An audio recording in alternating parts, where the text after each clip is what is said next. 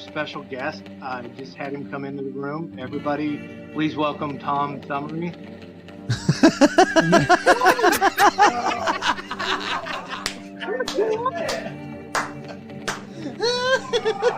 On this episode of Omegle.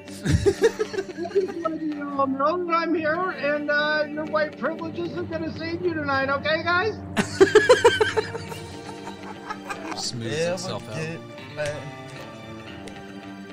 Tell you what I'll do if I ever get back. I promise to refabricate you, raging rivers of gold.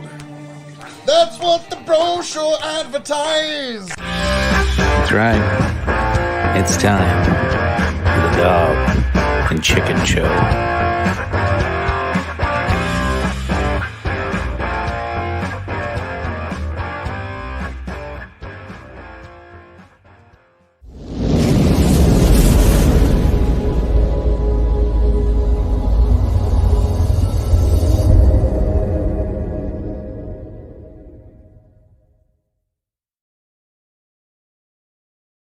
Welcome back, ladies and gentlemen. This is the Dog and Chicken Show, and last minute entry, Tony motherfucking G off to the right of your screen. Welcome, sir. Hadn't talked to you in a couple days. Was hoping you'd slide in here at the last second. So welcome. What you drinking tonight? Wild Turkey Rare Breed. Oh, this is going to be a good one then, huh? And as usual, we got KOE down at your bottom right. Thank you, one and all. Welcome, one and all, to Big Buckin' Empire, the Dog and Chicken Show, episode 96. Couldn't split up Harwood and Dax. Couldn't split up Hall and Nash. This is our song of exalting joy, 'cause we only came to podcast. Rock the fucking house and podcast. Welcome, one and all. I'm looking forward to this crazy night we're gonna have. T, thanks for joining us. God bless every last one of you people. We got quite a show ahead. And of course, well, it looks like you're drinking Blanton's. Oh, yes, of course. Yeah, I was doing a little bit of promo work for Sprouticus because he's going to be on the Dylan Burns TV Royal Rumble tomorrow night.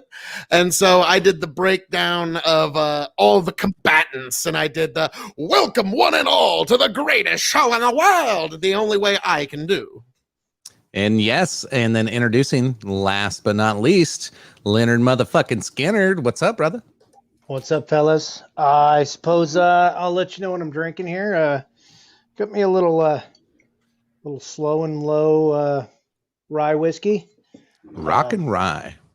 Yep, rock and rye, and little Buffalo Trace. Nice. So I'm sipping back and forth, going with rye whiskey and bourbon. So sounds good. Right now, and I'm finishing off what little bit of bourbon I got left in that bullet bottle, but then I'm going to jump over. Tony got you a bottle of this, Lynn. I'm going to be bringing it down your way when I come to visit some good old TX whiskey. I'm going to bust mine open tonight and get a good sense of what we're going to get into, because I'm sure we'll probably polish that bitch off when I come to visit. That'll be a good time. More than likely going to happen. That's what Tony, I think you're muted, sir. What's the top look like?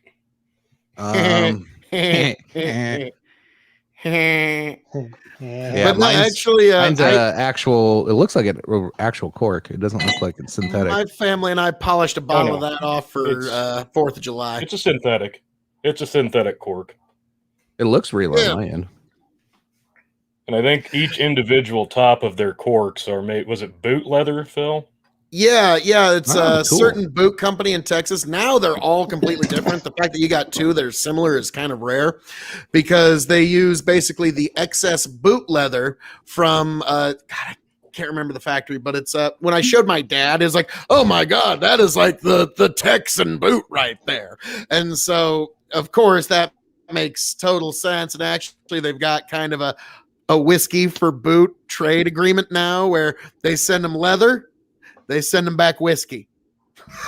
And so I love I love every part of that. So, but yeah, my family and I, we polished off a bottle of marvelous TX blended whiskey over 4th of July, and we all came back with all 10 fingers and toes and such. So God bless. Hey, that's all that matters.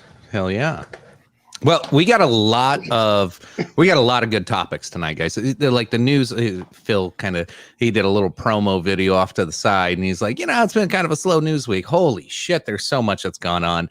It was hard to pick the 5 topics, but and just in the last 2 days, a bunch of shit has happened, and we haven't even got to read into a lot of that yet. So it may seem like this is 3-day-old news, but this shit is current events right now. It is just fascinating. So we're gonna get into the first one, and Phil probably end up taking the lead on a lot of this, and Tony, you probably I don't know if you have the same experience, or even Lynn, but I have a lot of people, when I tell them that I voted for Trump, they're like, really, and they're like, so do you think this whole thing was like, about the election, like, what do you really think? And I'm just like, hey, we're gonna find out someday, one way or another. We're gonna find out. And then they get like, really, you doubt there could be something wrong with this? And I'm like, hey, like, I'm not saying definitively either way.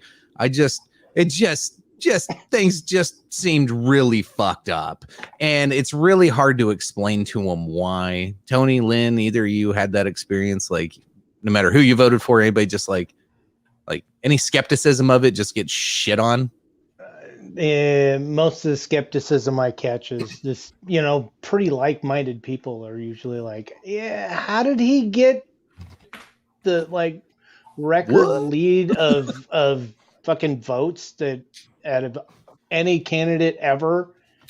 Joe Biden, I mean, he got more than Hillary ever did. He got more than fucking, any candidate ever. It just, that's why everybody was really kind of, that was the main skeptical thing. And then it just kind of derailed from there. And there was other little coincidences and stupid things that happened. And if you say something, you're fucking, you're a conspiracy theorist. I bet you think QAnon's real, you son of a bitch. It's like, you can doubt things and not be a fucking white supremacist. All right. I mean, that's just all I'm getting at. Yeah. Tony, anything on your end? No, I don't get hate from people because of who I voted for, because I voted for Joe Jorgensen. I just get eye rolls. Yeah, that's fair. And now, Chicken, when you say people say, yeah, I voted for Trump, they go, really? For me, when I say like, well, yeah, I voted for Trump, they go, really? What? No, what? I don't believe you. What? Like, yeah. So that's, So anyway, there were some really awesome tweet threads in the last week and a half, but this one was like the best. Phil's gonna explain to folks at home what all of us that are just like not wanting to have this fight or have this conversation, because most of the time you can't have it. But this was, I found safe to present on the show. So Phil, without further ado, sir. Yes, we figured that if Tucker Carlson can get away with speaking this truth on his show and still have a show the next day, we figure it applies to us as well. And so the glasses of extreme come on. But you might have heard this. It's by a creator called Martyr Made, and this was posted on the 8th of July on Twitter. All right, folks. Now, let's get into it. This is, according to Martyr Made, this is quite the bit of content. Strap in, folks. I think I've had discussions with enough boomer tier Trump supporters who believe the 2020 election was fraudulent to extract a general theory about their perspective. It is also the perspective of most of the people at the Capitol on January 6th, and probably even Trump himself. Most believe some or all of the theories involving midnight ballots, voting machines, etc. But what you find when you talk to them is that while they'll defend those positions with info that they got from Hannity or Breitbart or whatever, they're not particularly attached to them. Here are the facts, actual confirmed facts that shape their perspective. 1. The FBI spy and etc. spied on the 2016 Trump campaign using evidence manufactured by the Clinton campaign. We now know that all involved knew it was fake from day one. See Brennan's July 2016 memo, etc. These are Tea Party people, the types who give their kids a pocket constitution for their birthday and have founding fathers memes in their bios. The intel community spying on a presidential campaign using fake evidence, including forged documents, is a big deal to them. Everyone involved lied about their involvement as long as they could. We only learned the DNC paid for the manufactured evidence because of a court order. Comey denied on TV knowing the DNC paid for it when we have emails from a year earlier proving that he knew. This was true with everyone, from CIA Director Brennan to Adam Schiff, who were on TV saying they'd seen clear evidence of collusion with Russia while admitting under oath behind closed doors that they hadn't. All the way down the line, in the end, we learned that it was all fake. At first, many Trump people were worried there must be some collusion because every media and intel agency wouldn't make it up out of nothing. When it was clear that they had made it up, people expected a reckoning and shed many illusions about their government when it didn't happen. We know as a fact, A, the Steele dossier was the sole evidence used to justify spying on the Trump campaign. B, the FBI knew the Steele dossier was a DNC operation. C, Steele's source told the FBI the info was unserious. D, they did not inform the court of any of this and kept spying. Trump supporters know the collusion case front and back. They went from worrying the collusion must be real to suspecting it might be fake to realizing it was a scam. Then watched as every institution, agencies, the press, Congress, academia gaslit them for another year. Worse, collusion was used to scare people away from working in the administration.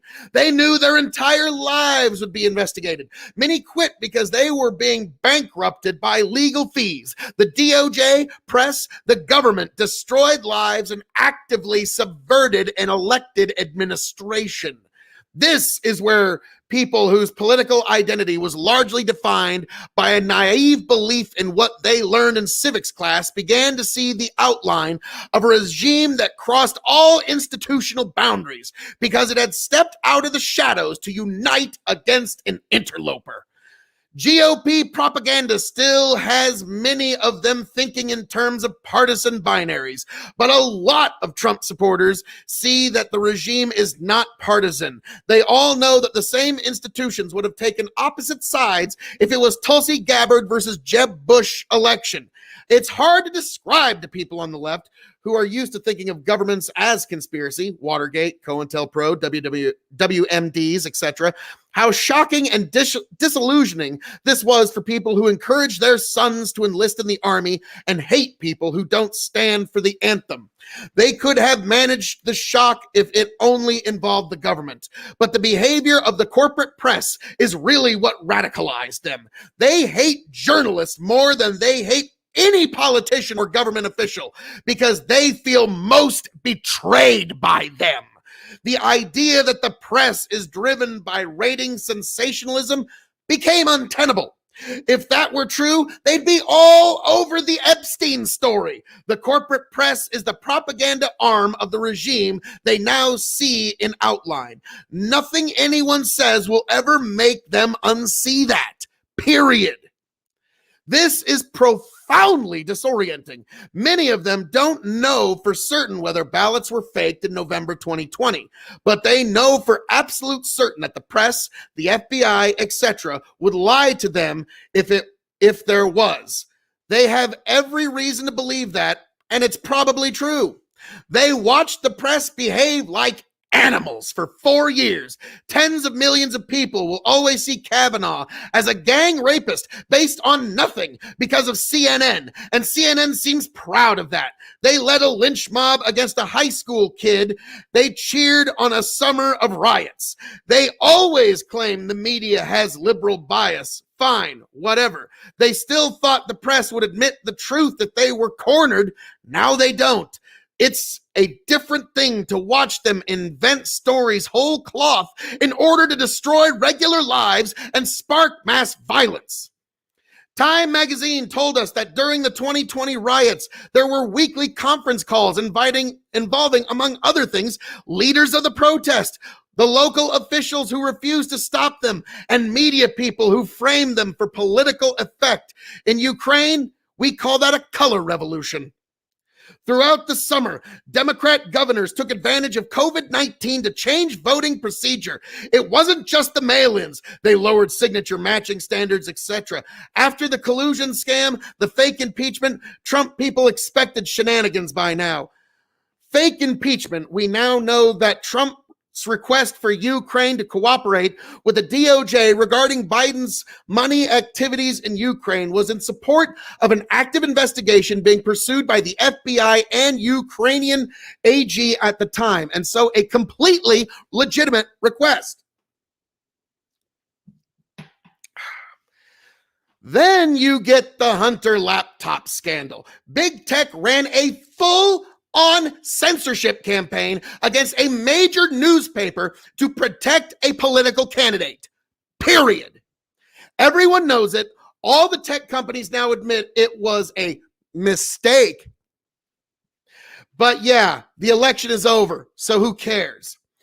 Goes without saying, but if the New York Times had Don Jr.'s laptop full of pics of him smoking crack and engaging in group sex, lots of lurid family drama, emails describing direct corruption, and backed up by the CEO of the company they were using, the New York Times wouldn't have been banned. Think back. Stories about Trump being pissed on by Russian prostitutes and blackmailed by Putin were promoted as fact. And the only evidence was a document paid for by his opposition and disavowed by its source. The New York Post was banned for reporting on true information. The reaction of Trump people to all this was not, no fair. That's how they felt about Romney's binders of women in 2012. This is different. Now they see correctly that every institution is captured by people who will use any means to exclude them from the political process. And yet they showed up in record numbers to vote. He got 13 million more votes than 2016, 10 million more than Clinton got. As election night dragged on, they allowed themselves some hope. But when the 4 critical swing states, and only those states, went dark at midnight, they knew. Over the ensuing weeks, they got shuffled around by grifters and media scam artists selling them conspiracy theories. They latched onto one, then another increasingly absurd theory as they tried to put concrete name onto something very real. Media and tech did everything to make things worse. Everything about the election was strange. The changes to procedure, unprecedented mail-in voting, the delays, etc. But rather than admit that and make everything transparent, they banned discussion of it, even in DMs. Everyone knows that. Just as Don Jr.'s laptop would have been the story of the century, if everything about the election dispute was the same, except parties were reversed, suspicions about outcomes would have been taken very serious. See 2016 for proof.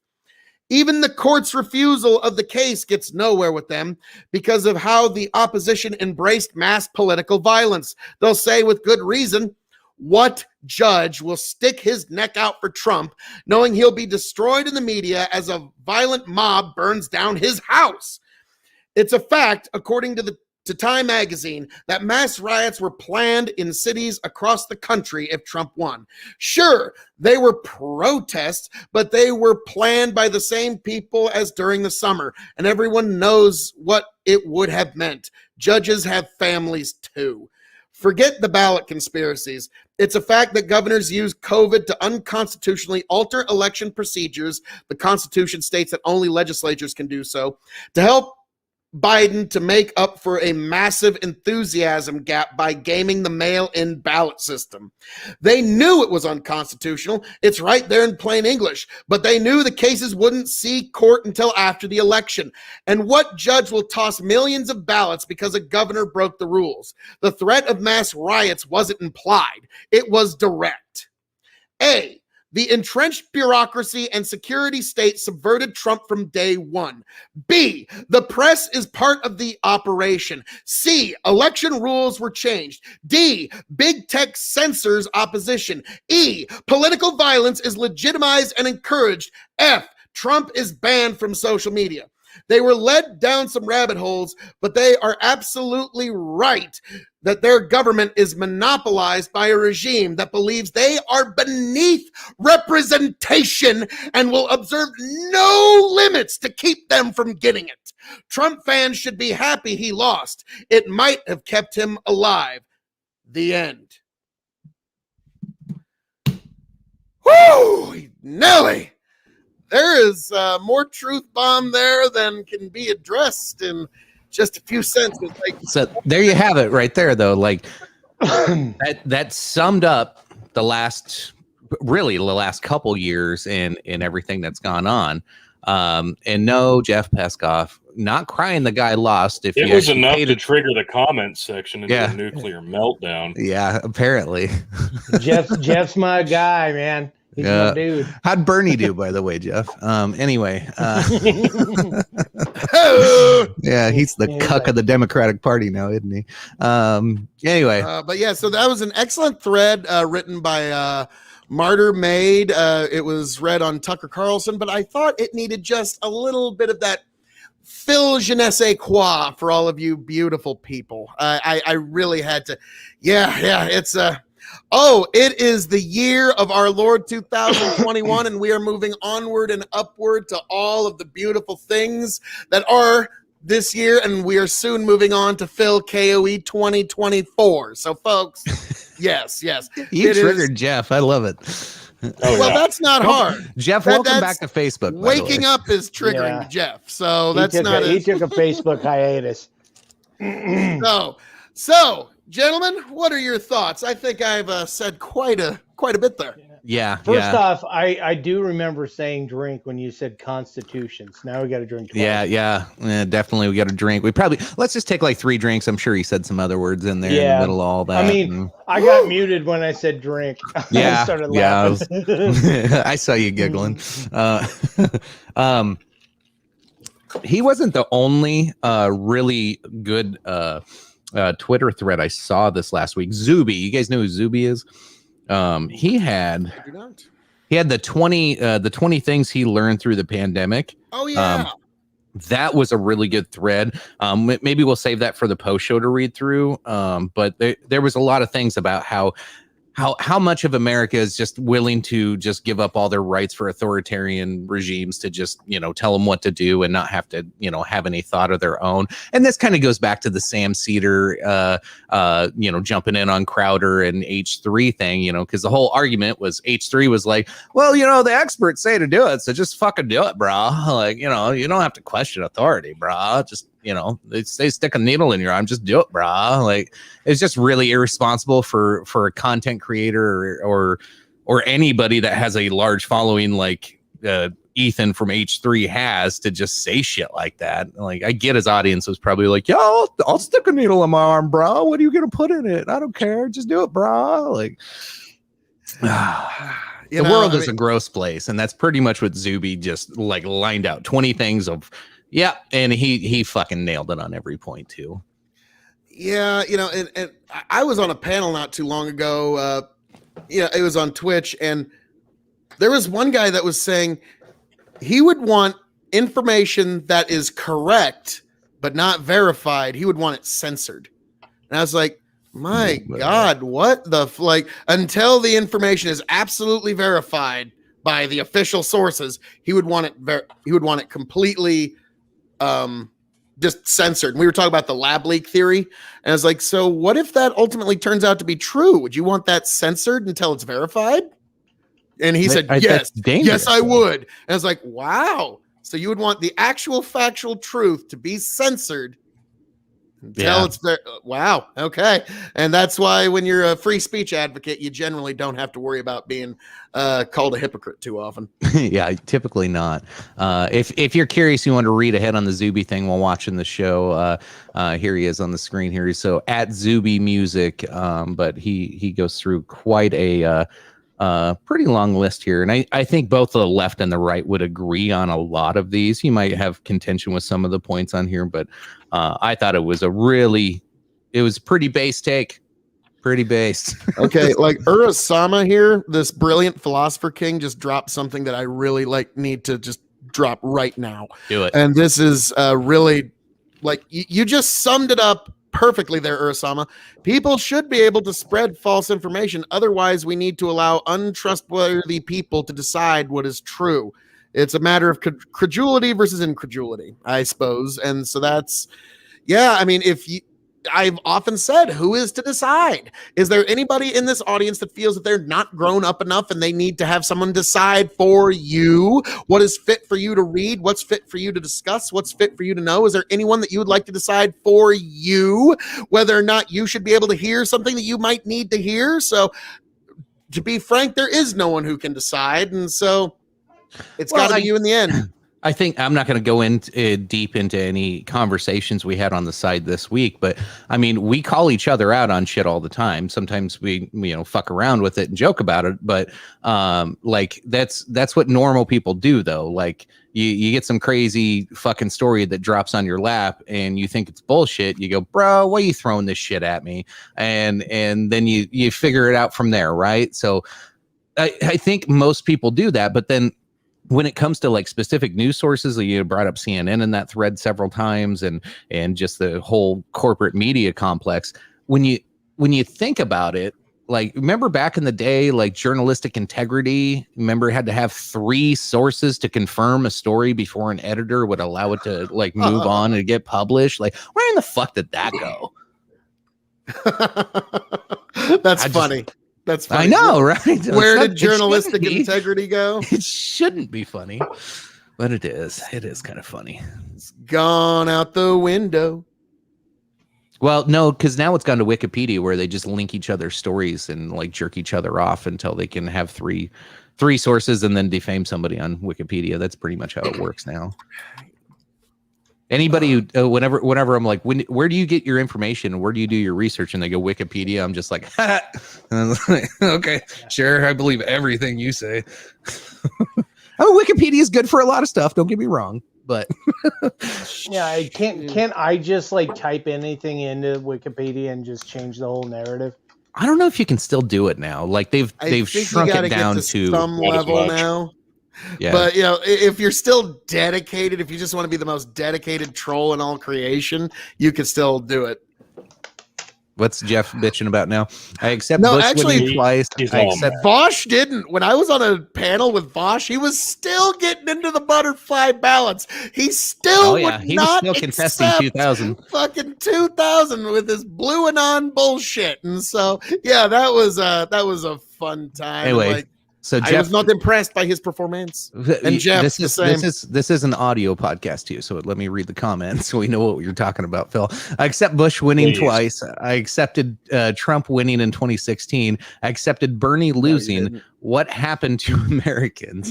When did we stop accepting election? We've lost our minds. That's why I left Facebook. I don't think anybody, any of us said that we didn't accept the election. Jeff, you just like to play pretend. All right. So this is the exact conversation that what led to having Phil read through that post is that's exactly the conversation that comes up. They're like, oh, you voted for Trump. Ooh, that's kind of weird. Do you think it was a legit? And I'm like, I don't know, dude. I'm sure the information will come out someday. It is what it is. I accept it. Like, even if tomorrow a story dropped with fucking crazy information, what do you do about it? Like seriously, you're almost a year in or half a year in, whatever, and what do? You go yank some old dude out of the White House? Like, that ain't gonna fucking happen. Like, they're not gonna let that information come out, first off, if it did exist, because that would cause fucking chaos. But even if it did, they'd drop it like 20 years in the future, and then everybody would be like, huh, yeah, I told us so. Like, you'd have a few of those people, but everybody else would be like, well, okay, well, whatever. It's over. It's gone. Like, well, yeah, it's kind of like the JFK assassination. If we were to find out what actually happened, now at this point, just kind of a nice bit of trivia. Yeah, like it's not gonna change anything. So fair enough. So Yank was right. kinda like Y'all that need little- to drink. I've been keeping up. Yeah. All right. Yep. We got drinks. That's a few drinks. All right. It's a lie, and I think you'll find most people know, but they just don't mind. Like, yeah, it's kind of like my little ditty from back in November. Yo, Diddy. Everybody loves a Diddy. All right. So, on that note, Chicken, I believe you've got actually, Tony, is there anything you'd like to add here, T? He's been kind of quiet. No, I think that it's more infuriating that people get mad about other people, whether or not they accept the election results. Does it matter at this point if exactly somebody else doesn't accept it? Why is it so important to individuals that somebody else agrees that it was not rigged? Why does that matter?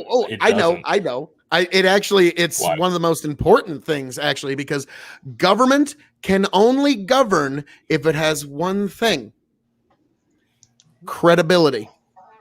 The minute any government loses credibility, well, and you can see how things are starting to escalate. So yeah, like any government, think of any time that the government got toppled, wherever, like whether you're thinking of like Libya or wherever, their government lost credibility with their people. In Egypt, they lost credibility with their people. In Syria, there's some questions of credibility with their people. When the USSR collapsed, they had lost credibility with their people. If you question the credibility of the election, you question the credibility of that government to even govern. So that is why the left has to, no, you must accept it. Like it is the most. I don't think most thing. Individuals think that way, though. I think it's Right. a lot more primal than that. I think it's a lot more primal than that, and it just goes back to tribalism and the fact that in 2016, when the narrative was, well, we can't accept this, now the script's been flipped. So now it just hurts that much more that the Republican QAnon wackadoos are actually better at denying the results, and I think that pisses them off too, which infuriates them even more. So yeah, I think that's part of it. I think it's just the tribalism. It's the desire for you to have control over others. It's the same thing through the whole mask thing where you had all the Karens freaking out on people for not wearing masks and making a big public scene. They want control over other people, and they want you to submit to what they think is right. Don't give a fuck about what you have going on. No questions asked. It is you follow the rules, or damn you, you are a white supremacist. Ah! Like that's like. They'll find any Easter-ism to try and stick on you. It's somebody who doesn't want to. It's somebody who wants everybody to be controlled and just fall in line. Which I get it. I get that primal urge of like, hey, let's just all do what we're being told and move along. But you always have that guy that goes, are we doing what we should be doing? Like, if we did it this way, maybe things would be a lot better. And yeah, people get pissed off at that. Sometimes that guy's wrong. Sometimes the guy's like, hey, stop doing the assembly line. I would rather, tinker with other parts and, fuck around and and waste a whole bunch of time. Yeah, fuck that guy. But like, I get it. People just want to go, well, this has always been the status quo. Let's live with this and everybody will be, alive and well tomorrow until you're not. And until, all your rights have been taken away, which slowly have been eroding over the last 10, 20, 30, 40, 50 years. Yeah, that really just depends on where you want to start that particular clock from ticking. But yeah, it's ain't easy living a lie. God, Urasama just dropping the truth bombs. He's tonight. on fire tonight. God damn! First he hit the poem of the week at KOE Nation on YouTube, and now he's just dropping Philosopher King bombs all over the place. Like, god damn. So Urasama says, I think people get so angry about not accepting the election because deep down they know it's bullcrap.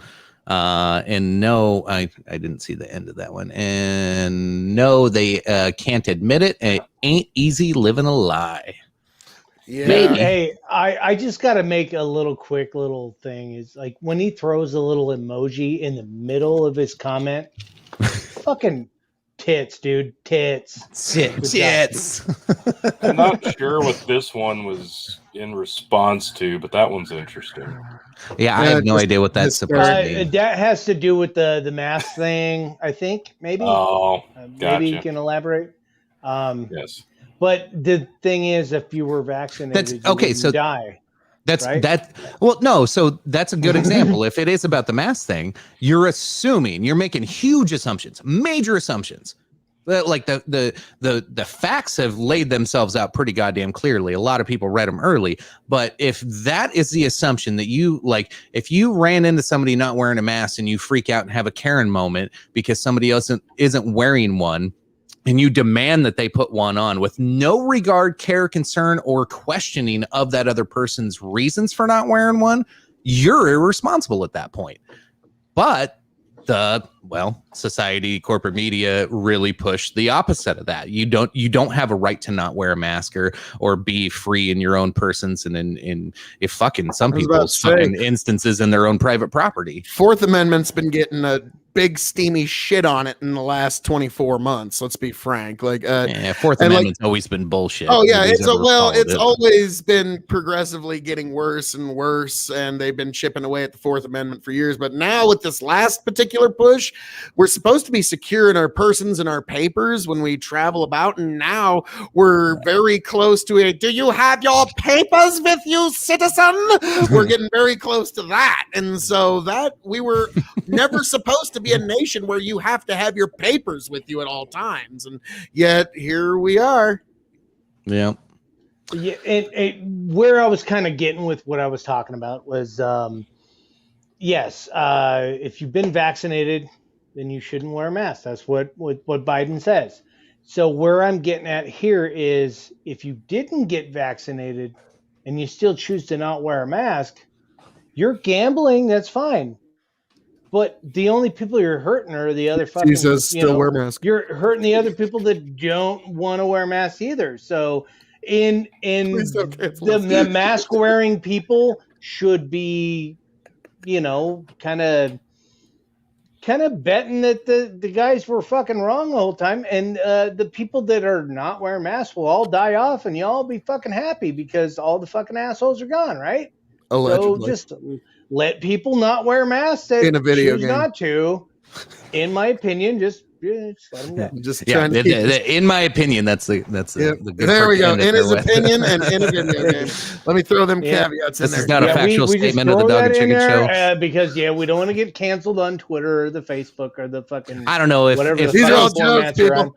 If Phil's reading a Twitter thread didn't get us kicked off yet, I was about to say, I think we got a little room. Streaming, I'm down with the whole American fucking can choose their own fucking path, and if they choose to fucking take the one pill that they wear masks and do their own thing, go for it. If they choose to take the other pill and not wear one, and if they're wrong, if they were wrong in that thing, then in my opinion, they all die off because of the 1% COVID fucking death.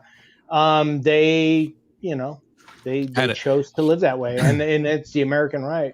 Add a context moment here for Peskov. Is it though? Yes, Lynn. I want all the non-vaccinated people to die, says Jeff Peskov, not representing Doug and Chicken Show in any way. I mean, why not? I mean, they chose to not wear their masks, and they choose not to get vaccinated. So let's kill them all and let God sort them out, right? Or not. In a video game. In a video game. Of course, in a video game. And the new Halo coming to the Xbox here in the fall. Well, All right. folks, enjoy the Yeah. final episode of the Dog and Chicken Show. It's been a great run, guys. It's been a great Very well could be I after all forgot we that. can't talk about any of that kind of shit. Yeah, at yeah, all. we got to Yeah, be careful. I do have a vaccine story to pull up later. Now I'm kind of debating on it now. Because The way this conversation's going, we might I know, not but be able it's it's like you can't actually just say what you're thinking anymore. to. Because No, you can't. That's No, you can't. Yeah, the fucking It's problem. self-censorship. They want What? self-censorship, and we have to play by those chilling rules. effect. There you go. Yep. Here. Hang I'm on. sorry, you guys let me probably got go back fucking to And banned. For Josh had a 30 couple days. of comments about mask agenda and social distancing and masks and now vax and how this is conditioning. Yeah, it is. It is self-censorship. It's not only self-censorship online, it's self-censorship in public because you don't want to be looked at as the guy that walks around Walmart not following the local rules. Like, it is There you social go. conditioning, and everybody's like, probably most people that would read those Josh comments earlier would probably be like, oh, he's a conspiracy theorist. But no, like that is one. literally what is going on. That is truth. Jeff Peskoff says, tell me one right. Tell me Yep, one right. exactly. you've Tell lost. me just one got right into you've the lost. We've lost that right. We've lost the right to have free speech on social media. We Yeah, I can't was actually just- talk about a lot of this stuff Yeah. unless we throw in an allegedly or make a fabricated video game story about it, which we wouldn't Yeah, do. so We do a that's why I lot was of talking about- fabricated video game about stories. the new Halo that comes out in the fall. The new Halo of that's what I was talking about earlier. So don't cancel us. They can take your We're right talking about to Halo. but it's a public platform, but it's a private company. But like seriously, where are conversations taking place? They're taking place online because you're not allowed to talk in public anymore because you must stay 6 feet away from each other and you can't hear anybody through that goddamn mask. But in a video game, but yeah. Anyway, the government hasn't stopped you. Private industry has. They are an arm of the government. Do you? How can you not see that by now? Anyway, I don't know. Hang I'm on, not gonna- no. Hang on. Let me just take this for a quick second. Actually, the websites that we're talking about, they gobble up massive amounts of taxpayer subsidized bandwidth to just make it through a single day for their actual business operation to even continue. So the idea that you're going to call it completely private when we're getting a lot closer to public utility is very disingenuous by pretty much anybody that argues that on the left. So what a shock that we're going to get disingenuousness from Jeff. What? I don't believe it. Jeff says the government hasn't stopped you. Private industry has. And who do you think forced private industry's hand? The CDC, Yeah. WHO, Let's God, split damn. hairs. government. Jeff, do you ever yeah, get tired of eating all these L's? I'm curious. Yeah. Did, like are you some sort of masochist or something? Do you just you're like, yes, 10 whip to me 10 harder, man please? Speaking the truth here. 10 to 2. It might have 10 been man. that. It might have been that boss in level 5 of Mega Man. Fauci. Hang 10 on, to give me 10 in a man video says, game. With like a In wizard a hand. video game. 10 man says only mask worth wearing is one that says KOE Nation or Big Buck and Empire. Here, sir. Let's have a drink to that. Yes. Yeah. Josh says it's the slow boiling frog effect. By the time the masses wake up, we'll be completely cooked if they ever wake up. Oh. Yeah, I haven't heard that. Not only reference in a will they while. not get, they'll think, no, we're not boiling. This is actually a sauna. We're actually in a luxury resort, and we need to thank and praise the people who are boiling us. God bless them. They're the heroes of this story. Oh Jesus, there's like no segues to any of these other stories. So, let's the lawsuit. I mean, I did just talk about the massive. let's just keep triggering. Let's jump into Tucker Carlson because everybody hates Tucker Carlson right now.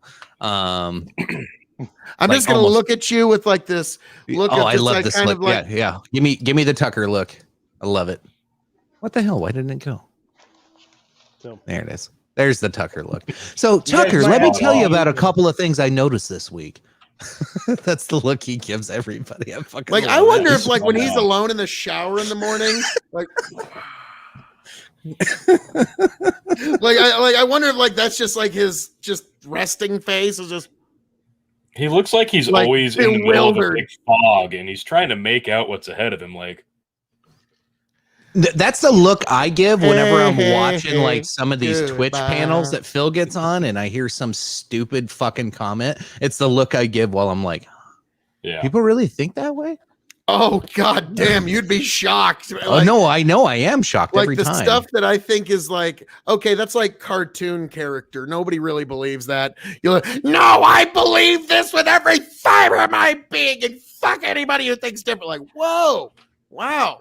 Like that's so next story, Tucker Carlson reignites NSA surveillance debate on the right. Now this is no matter if you're on the left or the right, because the NSA surveillance, right after 2001 Patriot Act and everything that, like, when I was a lefty, everything that I fucking hated is now a thing that the right is like fighting for. So like, this is so weird how I change sides. We talk about this all the time, where it just seems like we had like polar opposites Did you of politics. change sides, or did the sides change you?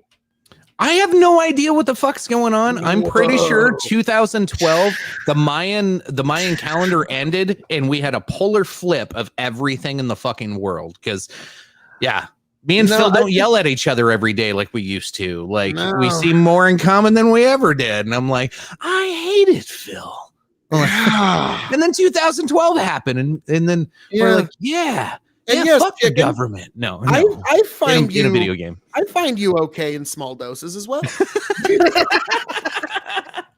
It looks like Jeremy Corbyn, just funnier. Oh wow, nice. Possible. But no, we love you, chicken. But no, this is. I think what really happened is Trump just broke everybody's brain. Yeah, like everybody's just brain just frazzled after Trump, and like I remember in a video game. No, sure. I mean, but no, TDS is real, folks. I mean, Jesus Christ.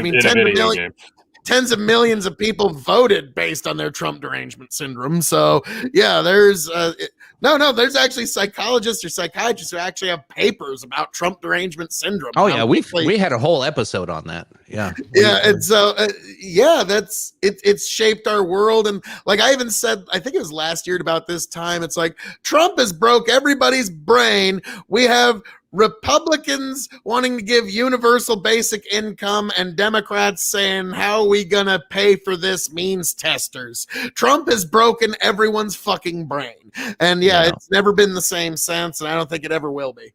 Urasama says, pretty sure the current left was the classic right. My proof looks at Harry Potter. You're a wizard, Harry. You're a wizard. So back to Tucker. Okay, so what's going on here? If you haven't heard, Tucker came out just fucking crazy, lambastic fucking accusation that, like, even I was like, bro, is Tucker just like fucking digging for views? Like, he's the #1 cable news show. He's killing everybody's ratings. His are down a little bit, but everybody's down, right? But he's killing it. And then he comes out with a story that the National Security Agency has been spying on him, and that he had a whistleblower come to him and deliver information saying that his emails showed him an email that only him and one other person would know about. And he's like, it's obvious they are spying on me. But he didn't give a whole lot of light to the situation right off the bat. And even Fox News really didn't cover this. Like, a lot of people shit on him. A whole bunch of, like, Fox News even didn't try to chase after this at all. And a few days goes by, and then finally he comes out with the information that he was trying to get a story with Vladimir Putin, and that's what happened. So the NSA did a response before we found that out of, hey, we weren't spying on Tucker. We wouldn't spy on an American citizen.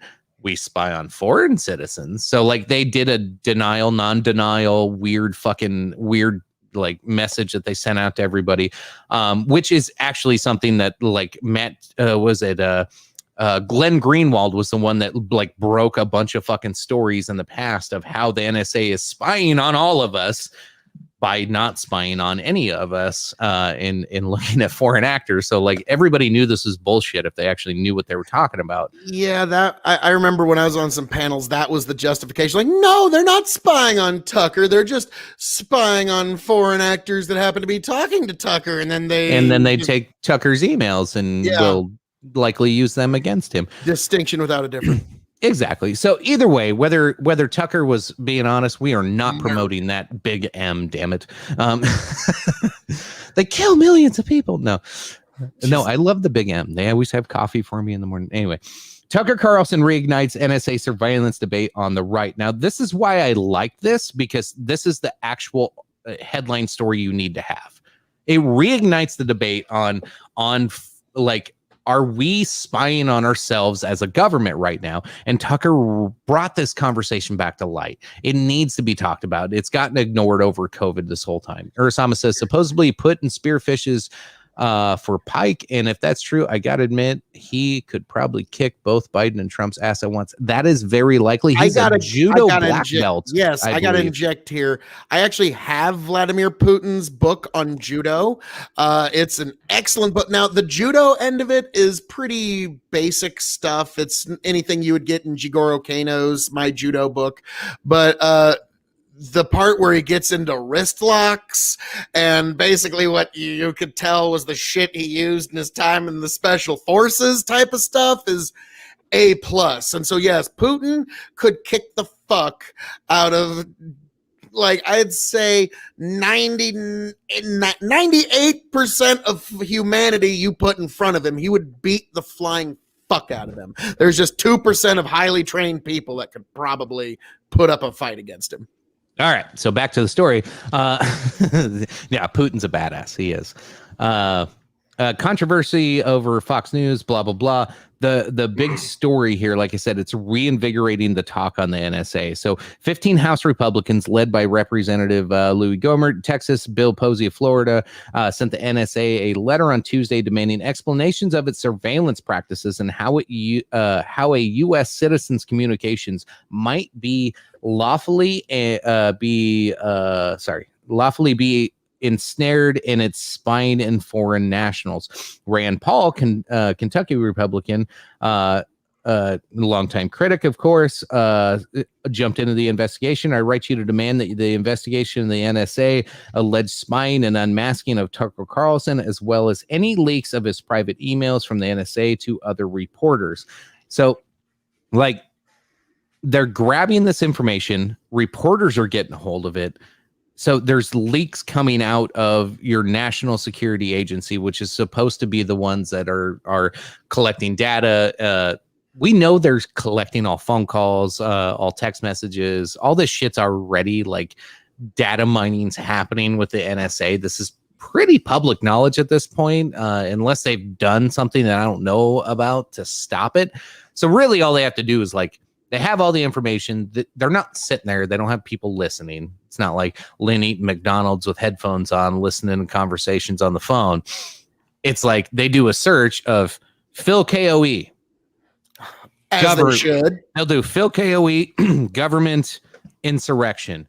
And if Phil's ever talked about those two things in one conversation, they'll pull up his phone call, they'll pull up his podcast, they'll pull up all of his information and go, oh no. And they'll ping that his cell phone allegedly could have been in Washington, D.C. on January 6th, which it wasn't. I'm like, don't. I was about to say, goddamn, don't you put that shit on me. I was moving grain. All right, I was my ass was dusty and fucking pissed off that day. But so that's literally what they're doing right now. And then they're just like, so far, the NSA has not really overstepped those bounds necessarily. Tucker could have possibly been one of those victims. The FBI, however, has overstepped those bounds. Like, we're finding more and more out. That might be our next live show, is just all the shit the FBI has done just since January 6th to American citizens. Like, that we could cover like 4 hours. Well, you guys have fun. You enjoy that. I don't want to disappear down the memory hole. Yeah. All right. Yeah. Chick's like, all right, never mind on that one. I'll do it. I don't care. I'm just some fucking dude in Iowa. I'm just some fucking dude in Iowa drinking. Yeah. Me and Tony we're like, nope, we're out. Nope. We've seen what happens when you cross the incredibly powerful. And we're like, yep, nope, out. Have fun with that chicken. It's like that South Park episode, the Q, and not like Mr. Garrison goes, I don't care what you do. Just leave me alone. What I've learned, children, is to align yourself with whoever has the most power. So anyway, the Tucker story, NSA. What do you guys think? Let's go around the horn here. I've been talking too much about it. So hey, hello, hi Morgan. Anyway, Tony, what are your thoughts on this whole Tucker thing? It's been all over the news. I know we've been posting about it and throwing shit around. What are your thoughts? I mean, it's almost one of those things that sounds too good to be true. If you're one of the people right now that's just aching at the bit for proof of collusion from the left to come out, like it's just one of those things that sounds too likely. Like, why would they slip up this badly that he would know it? Like, if they were actually monitoring him, why would they slip up this badly? I don't know. Are they? Probably. Why not? Why wouldn't they be? I mean, it's a bunch of right-wing talking heads, so of course they're looking at all of us, but we knew this already. It's just some of us are more interesting to watch, unfortunately. Like, we're probably like very, very high up on that list, so of course they're watching us as well, allegedly. But just a political commentator. What are they benefiting from reading his shit? Like, what do they really suspect him of to really spy on him? They wanted sources. Can I give you my honest opinion of this? And you guys may or may not like this. I think he knew that when the source comes to him and says, hey, there's an NSA leak, they've gotten your email that you were going to interview Putin, and nobody could have known that unless it was leaked by somebody. So he goes, holy shit, this is a good way to make the NSA look like shit, promote my show. Because it's not really a grift, but it's kind of a grift. It's like a true grift. Like, you know what I mean? It's one of those things where it's like, I'm not stepping across that line. They have my emails and it got leaked. So this, like, it's technically not a grift. Like, this is actual news, but it starts the conversation again. He knows it's going to get a ton of views. It's going to spark a lot of controversy. And then all the other stories that are happening this week just happen to fucking line up. I bet fucking Tucker's raking in views and fucking ad revenue right now like you wouldn't fucking believe. He's gonna get V for Vendetta. Yeah, possibly. Not so funny now, is it? Funny, man. Whack. And he's gonna look like this as the bag's going over his head. Maybe that's why he looks that way. Maybe he's already gotten his ass kicked a few times and he's just stuck with that weird dumbass look on his face. Maybe. No, that's what happens to the people that you see when they've got the black eye. That means that they've had the special meeting and they've been told. And so, I'm not going to say more so we can still podcast again. But whenever you see a politician or a celebrity with a black eye, What do you tell a politician with two black eyes? Waka waka. We'll just leave that one. Yeah. We'll leave that one. I think most people know where I was going with that one. Phil, what are your thoughts on this whole Tucker thing? Like, I think the idea is like, what? They're spying on Tucker Carlson? Get the fuck out. What? Yeah, they're spying on everybody. We know that. We've known that since Glenn Greenwald broke the story years ago. They're spying on all of us now, and they don't give a shit. They don't give a flying fuck. They will lie before Congress. They will lie under oath with a camera on them, and nothing will fucking happen to them. They know they can do whatever they fucking want, and they think so. That's why, they're spying on Tucker. They're spying on you. They're spying on me. They're spying on everybody within the sound of my voice right now. And we had to just kind of assume until Glenn Greenwald broke the story. So God bless him. And so that's my thoughts on it. Is Tucker Carlson is once again exposing things that we all already knew anyways. Fair enough. Lynn, what are yours? Yeah, in this news, the water's wet, sky's blue. I'm done eating we all McDonald's. already knew. It was good. Yep. The Whack Arnolds. Whack. That was a great Chappelle sketch. Yanked All right. Up says your guys' FBI agents listening are always like, "What the fuck are they yakking about now?" No, actually, Yanked Up. I love that meme. This has kind of been a running joke between Phil and I for a really long time. Back before text messaging was a thing, Phil and I would have our conversations actually over the phone. You know, and look how old I am. I'm doing it this way. We would have our conversations on the phone. They would be long conversations about basically nothing. I think we actually had a 10-minute conversation about staplers and one time, and that was when it dawned on us, you know, back in the Patriot Act days, if we do have FBI agents listening to us, allegedly, they have got to be bored to their fucking gills, man. Like, really? Good Lord. It's got to be to get put on Tony and Phil duty. Yeah, they'd better be like really big wrestling fans. Otherwise, it's just it was not a rotary phone, but not far off, not far removed from it. Oh God! You know, actually, my grandma had an actual rotary phone in her bedrooms, and me and my brothers would play with it all the time. But yeah, legit fucking rotary phone, and we actually made some calls off at one time just because. Holy shit, we get to use a rotary phone. You said your grandma. My mom had one. Yeah. Yeah. I this is one of those dumb, like these dumb hacks that you learn with, it wasn't even with rotary phones necessarily, but instead of like, if you had a rotary phone, when everybody else had the touch tone, you could like hit the hang up button and do the numbers. So you could do 1, 2. Yes. Wait a second.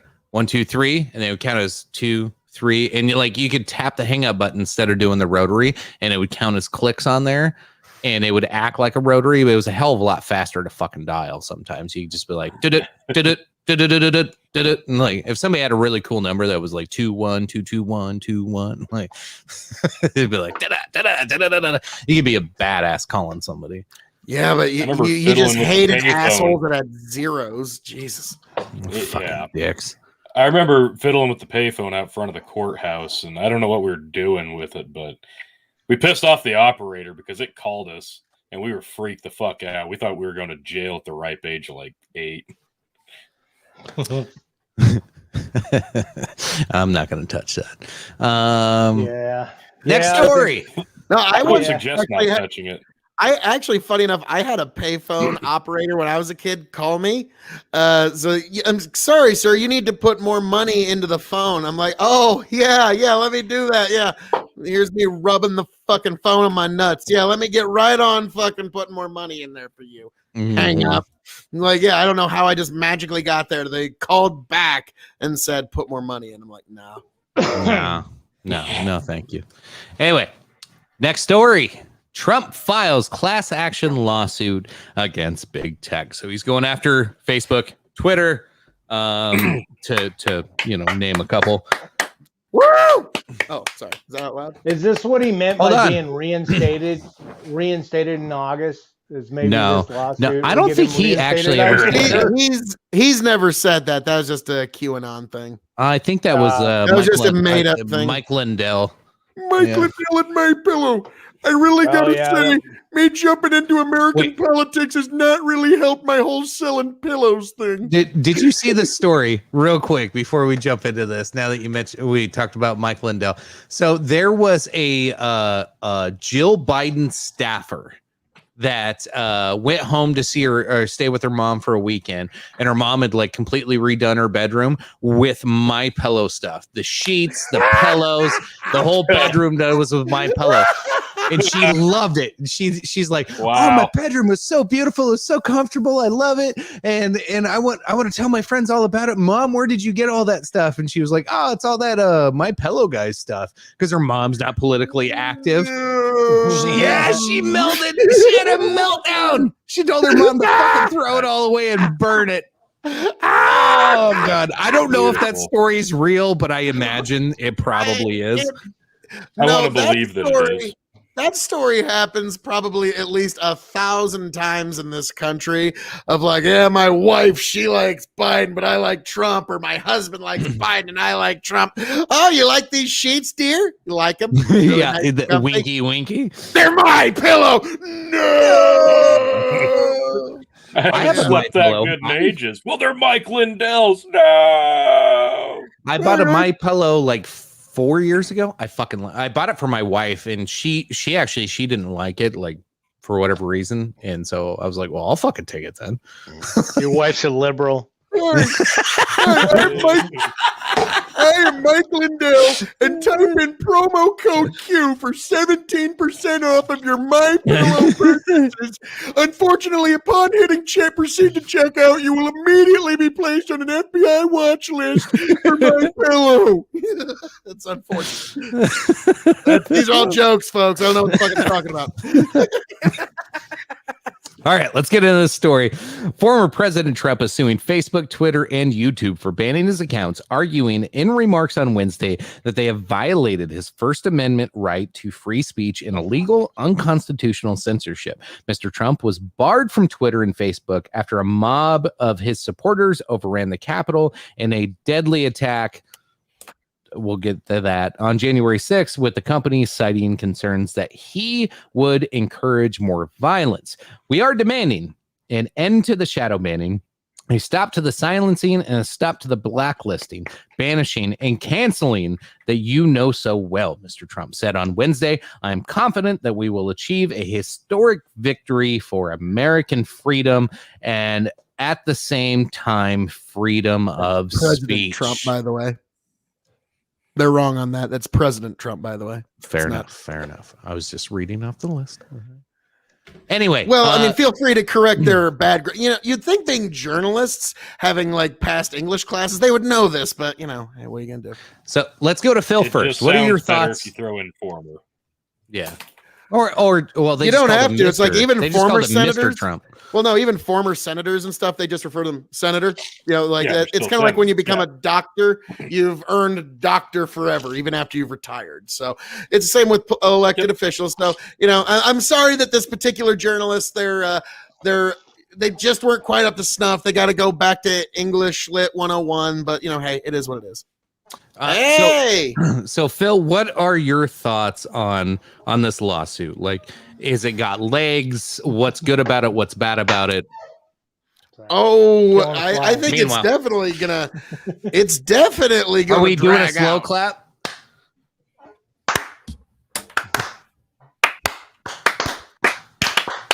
Okay, no.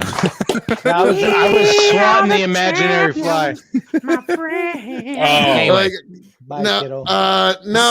what I think you're probably going to end up with this, classic Trump way. It's just going to get settled out of court. It's like, all right, I can post again on Twitter and Facebook so long as a judge doesn't crack the gavel down and say, now all of my friends get to come back onto Twitter and Facebook.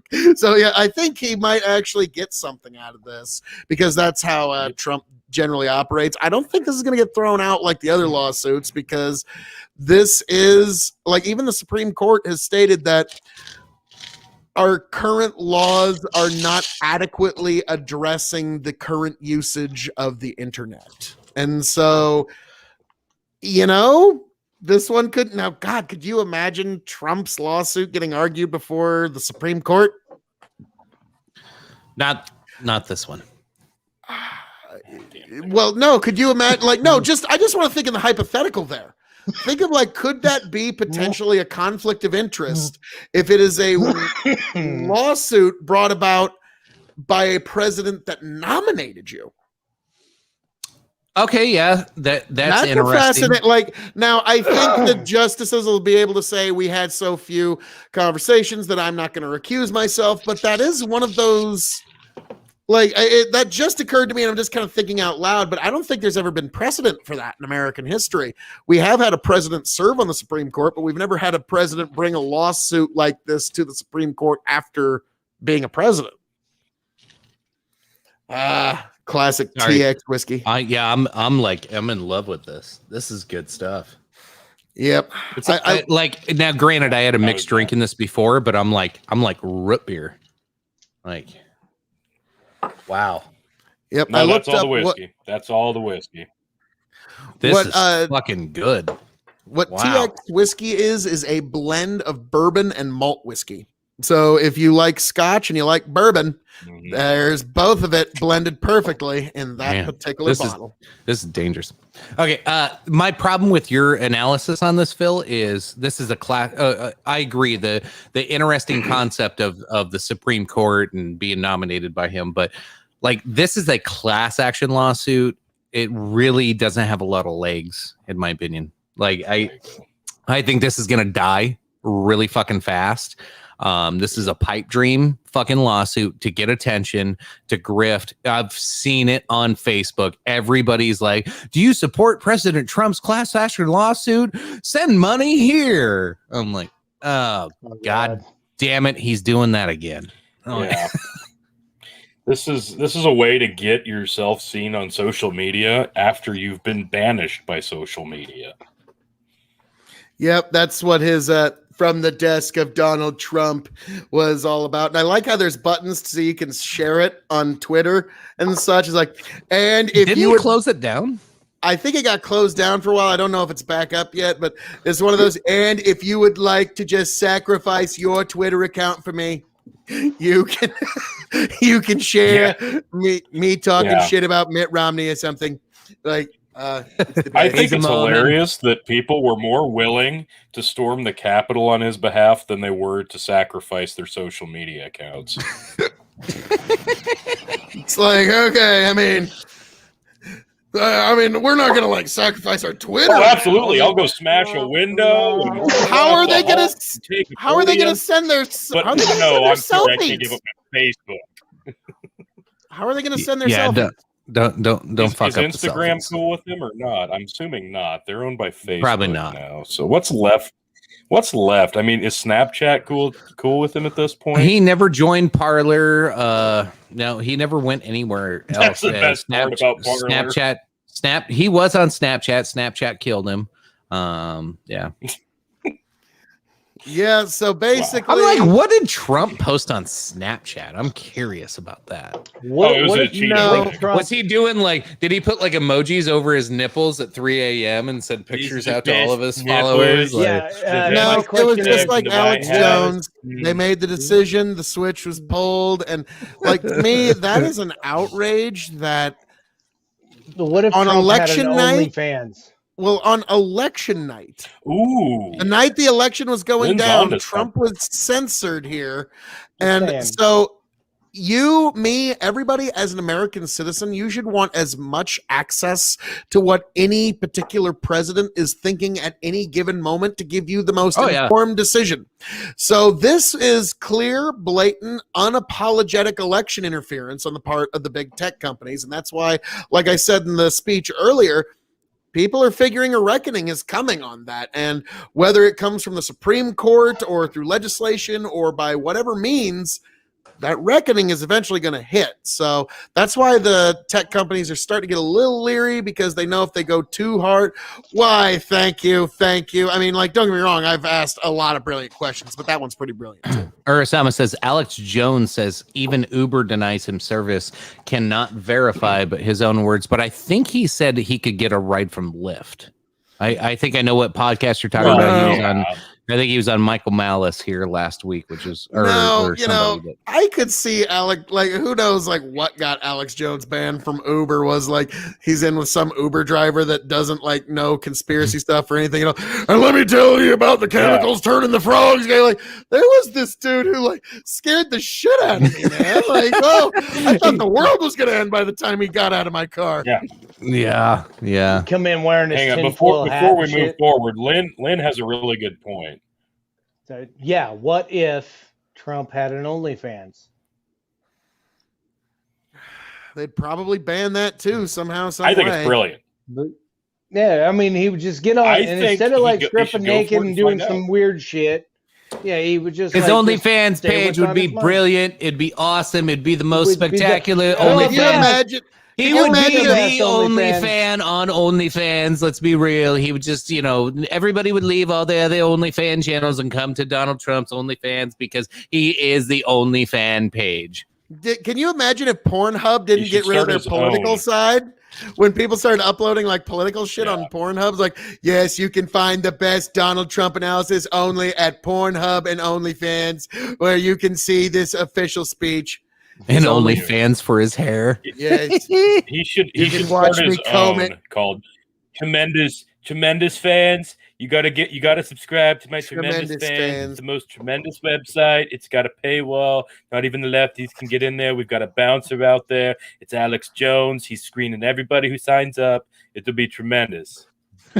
But no, it's just like, again, calling back to the speech from earlier, there seems to be a concerted effort on the part of big tech and even politics. It's thinks that quite a few of you folks that are on the right side of the politics, you are beneath representation and you are beneath being able to have it. You can't even make your own space. It'll be destroyed. They'll find a way to destroy it. So the whole idea of, well, let us just make our own. Well, no, you're not allowed. They'll just destroy that too. So there is a very concerted effort, and there does seem to be people that the powers that be believe are beneath representation.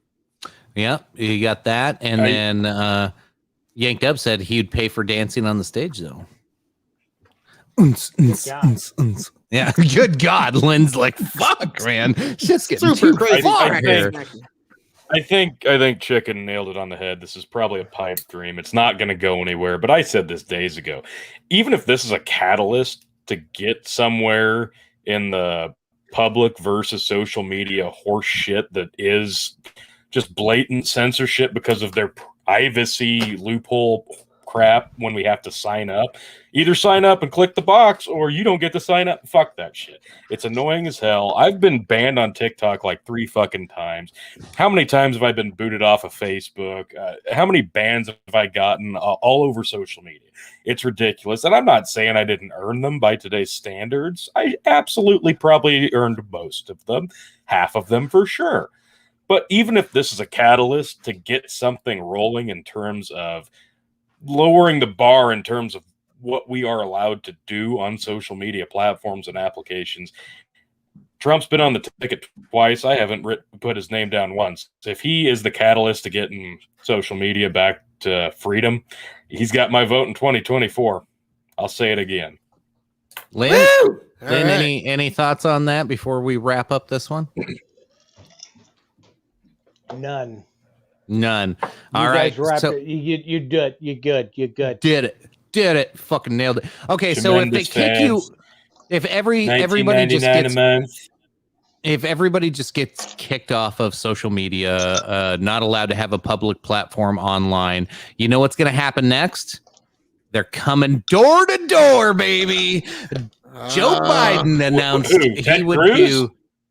Well, yeah, we'll get into the story. Sorry, that's Ted Cruz on there. Have you considered bringing Jesus into your life?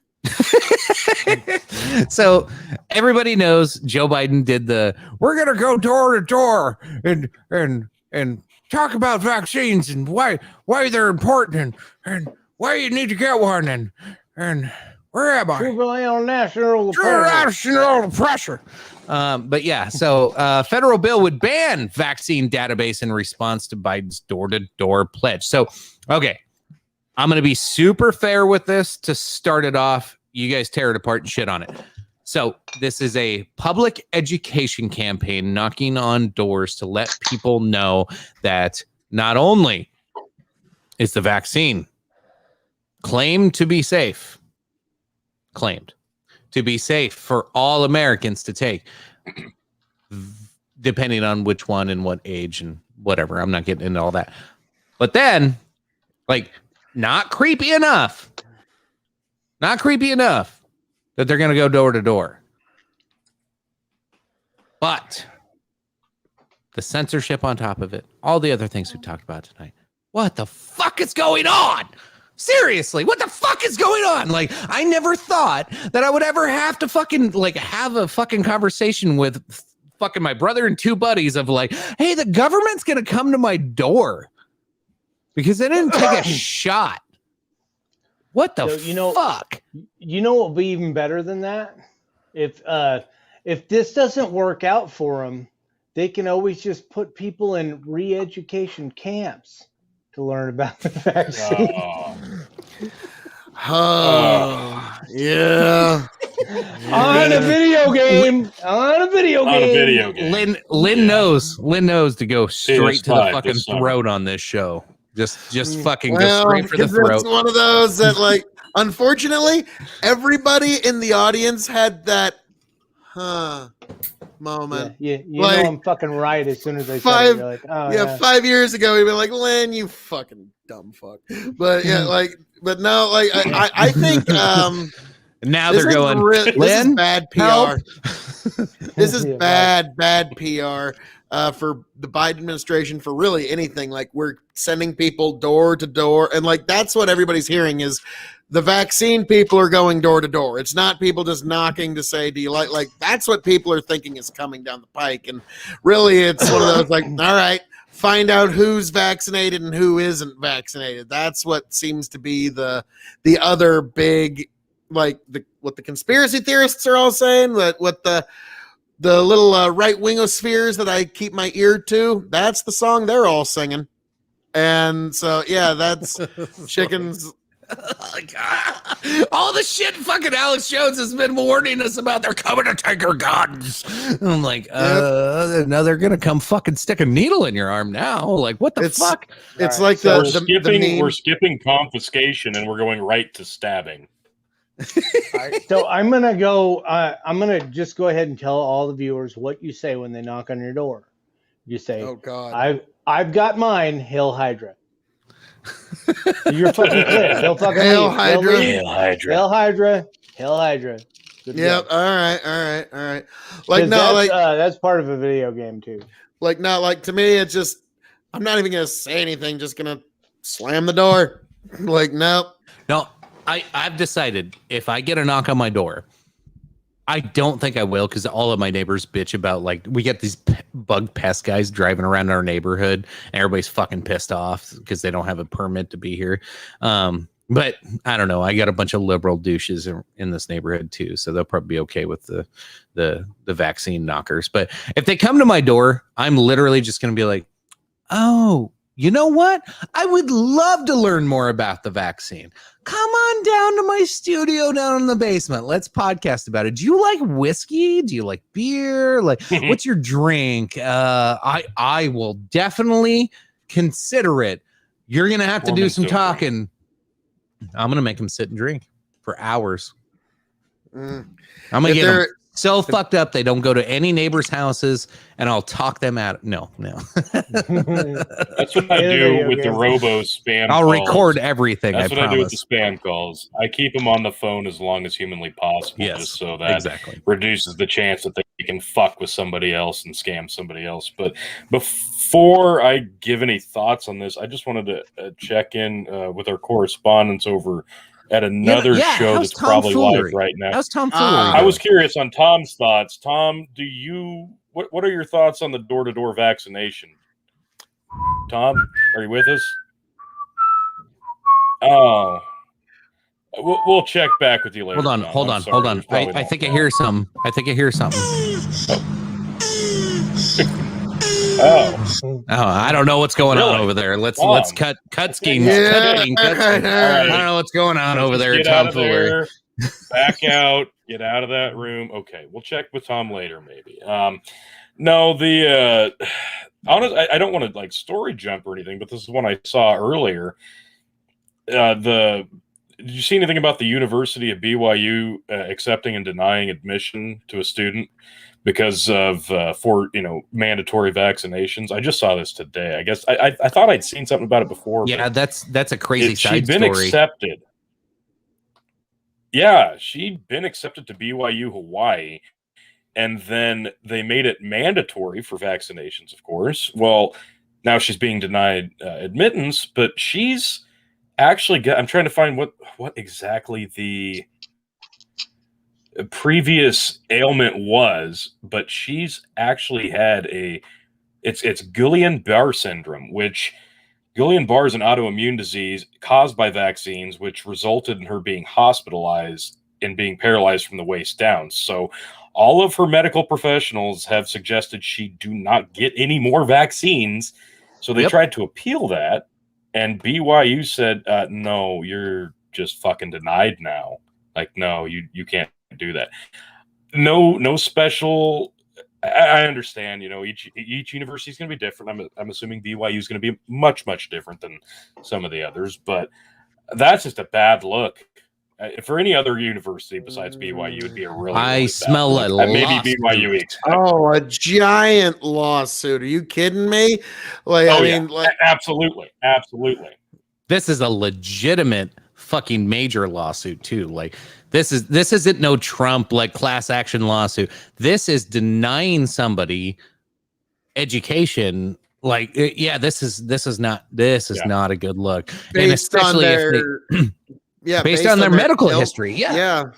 I mean, like, this is a handicap. We're not talking a ableist lawsuit coming down. We're talking paralysis.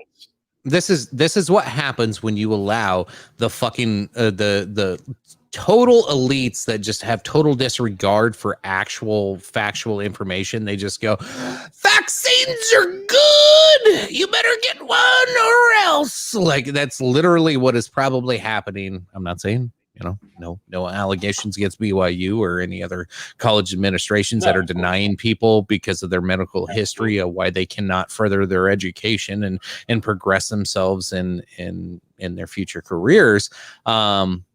Which is obviously happening currently. Yes, Call of Duty. I think that was on the Zombies downloadable package. Yes. Yes. Zombie barricade. Oh, fuck. Oh, God. Abort. Jump ship. Jump off the side. Bail.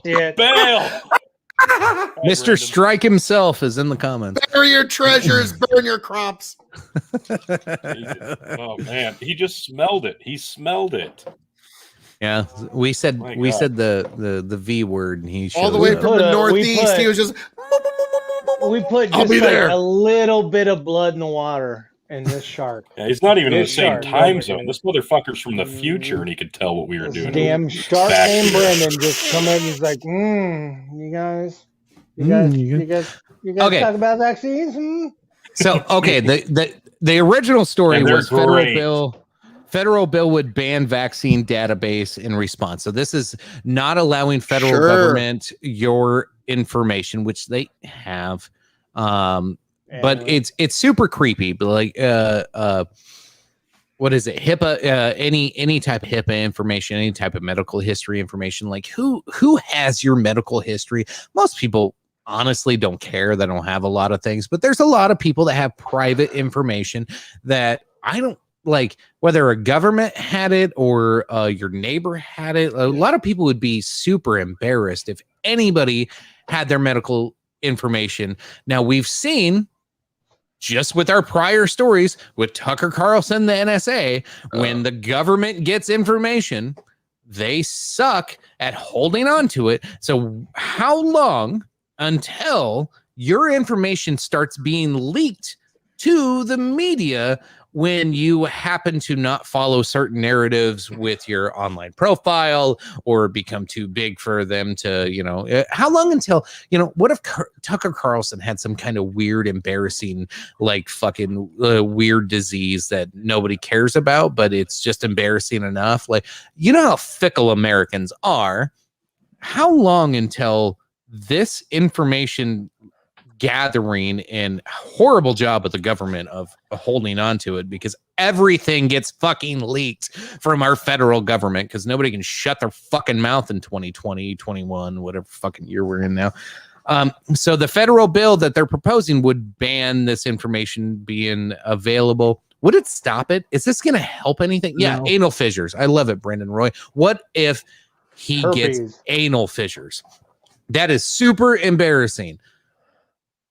Like, how do you stop the government from leaking that information and ruining somebody's career, reputation, or just embarrassing them? Like, how long until that happens? I love how anal fissures pops up on the screen when I'm talking. We already do you guys get what I'm saying though? Like, yeah. Well, yeah, we already had that. An elected. I want to quote Peter Griffin. Genital warts. All right. I appreciate that. I appreciate you. But no, like we've already had this information gathering Inverted vagina. It happens. It's a real thing. That would be that. Okay, in an honest conversation, that would be like, I don't know if that's real. Is that real? Reminds me of Top Gun. He's like, what if we were inverted? Anyway, well, Phil, what were you saying? Sorry. I don't even guys, remember. talk about inverted vaginas. Well, no, I was saying that we've already had this information gathering being used against an elected administration that just happened to not agree with the powers that be, like that speech from earlier. So yeah, we've already seen this kind of subversion used to continually spy on people. And so the idea that and to me, it was like you said, it's how I knew the Russian P-tape thing was bullshit, because if we've been talking about it for more than 6 months and it hasn't been leaked, it doesn't exist. Right. Like, I'm sorry, if the most salacious thing in human history hasn't been leaked, then no, it doesn't exist. Sorry, because people can't like, it's the old Nobody adage. Can hold on to that. If I had a tape of Donald Trump peeing on prostitutes in Russia, you think that shit would not have been fucking like, I would make so much money on that right now. That would be the intro to our show. Yeah, it would have been on Pornhub. It would have been on LiveLeak. It would have been on all kinds of different sites. It'd be on ton of money right away for 2024 a month.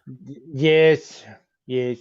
But no, I mean, the likelihood of like this spying being used to get something embarrassing just to tarnish someone's reputation, the likelihood of that happening within the next 10 years is 100%. Pretty much 100%. Yeah, it's guaranteed. You can there's no way it's not going to. If you make it easy to spy on people and gather their information and you have no consequence for doing it, it's going to happen. If you throw 2 gladiators into the ring and then you dump a bunch of weapons out into the field and then neither of them use those weapons, that's probably never happened ever. Why would you put a weapon out there for somebody to use and expect them not to use it? Like, that's the unfortunate truth of the world that we live in. Your enemies will use every tool that's available to them against you. Now, what's interesting about that is there's a few times in the Roman Colosseums where the combatants refused to fight. That's when they released the tigers. Oh, that's right. Yeah. So yeah, they had a fail-safe for that. Turns out there was a contingency plan. That makes so much sense about the Tiger King fucking thing on like Netflix. So they released the Tiger King on Netflix, and that's I'm never gonna recover from the. God damn it, that's funny. Release the Tiger King. Release the Tiger King. All right, so I feel really bad. I just logged into DLive. We've talked about this on the show before. I was trying to earlier. Sorry, Josh. Well, so I'm like, I can't repeat some of the comments we have over here. I can't say I'm live on the show, but somebody said we made up for it in good takes. So before that, they called us some pretty naughty slurs. They were not happy with us at the beginning of the show, but now we made up for it. What? I figured my beautiful speech. I had this thought earlier because I always look up and I see what you've got us selected on which platforms. I'm like, oh yeah, DLive. I've never actually gone to the site DLive, and literally within like the first 5 minutes of the stream tonight, I'm like, let me try to go to DLive. I don't know, my bandwidth is shit tonight. I probably look choppy as fuck, but I couldn't get it to load up. So I've never been to DLive. What is it like over there? It's almost like a Twitch type thing. I don't like how it uploads because like I haven't edited anything since episode 72, so it still says episode 72 Robin. It's episode 72 Robin Hood is what it still says is the title of our show. So it doesn't update unless I go in and physically like change every single setting. So it's kind of annoying. It's a lot of extra work to run DLive, but I don't know. DLive's a lot more of a spicy audience, I will say. I was going to say, I didn't know we had an audience. It's a lot less censorship on DLive. Oh, we have 167 lemons. I have no idea what that means. Okay, so apparently people are giving us lemons on DLive. So apparently they like what we do. God bless. That can't be good. Oh, wow. Can't be good. Actually, I have like almost 10 followers on here too. Okay. Nice. Look at that Okay, shit. so we need to increase. we're going our efforts on viral. D-Live. Got it. I had no idea. I had no idea people right, actually so watch. I didn't know there was people on D Live. I just did it for fun. It doesn't All right. show it on our view count. No, that people are it watching. doesn't. we It doesn't sync up, but it is streaming live on D Live right now. I can see it. So, You log in for the crazy first we haven't time in talked about months. It South turns Africa out we're like yet. we've Boo. blown up on D Live, and we never even fucking knew it. There's a cult following of Big Buckin' Yeah, that on would be D-Live that we fucked up, didn't know yeah. about. that would be funny as shit. Yes, we haven't talked about South Africa or Cuba. Yes. We'll get to that next. Those are last two topics are Cuba and the South Africa thing and Burger King. Let's go back and what were we were talking about the federal bill to stop the door-to-door thing. I don't know. I don't think the federal government will be able to make a bill to restrict themselves from doing anything. Like, I don't think that's realistic. That's what's being proposed. I'm like, the federal government restricting themselves, not going to happen. That bill's never going to pass. That's just the Bill of Rights. Exactly. So, if you see Let people me act knocking this out. door to door, like, I don't know. Let me act this out. I doubt they do it in a stand your ground state. I got this. This is how this is going to go. Okay, I'm playing the part of the federal government. Hang on. We, the federal government, are so happy to put this bill into effect that allows us to go door to door and mandate vaccines. And if you try to deny it, we'll just stab you anyway. Here, we're signing it. Federal government, do you accept? Oh, I accept. Oh, what a self hug. Wait a minute. I thought you were supposed to sign a bill to restrict yourself, government. Oh, we worded it wrong. It's too late. It's signed. It's signed. It's too late. the We're just thing. gonna have to go through with it anyway. I mean, Gonna have to elect somebody late. new. yeah. we're gonna have to create about Well, 300 more government positions. I'm sorry, You fucked Tony up. government. God, did this bill accidentally have all the stuff that we secretly wanted in it? Ah, shucks.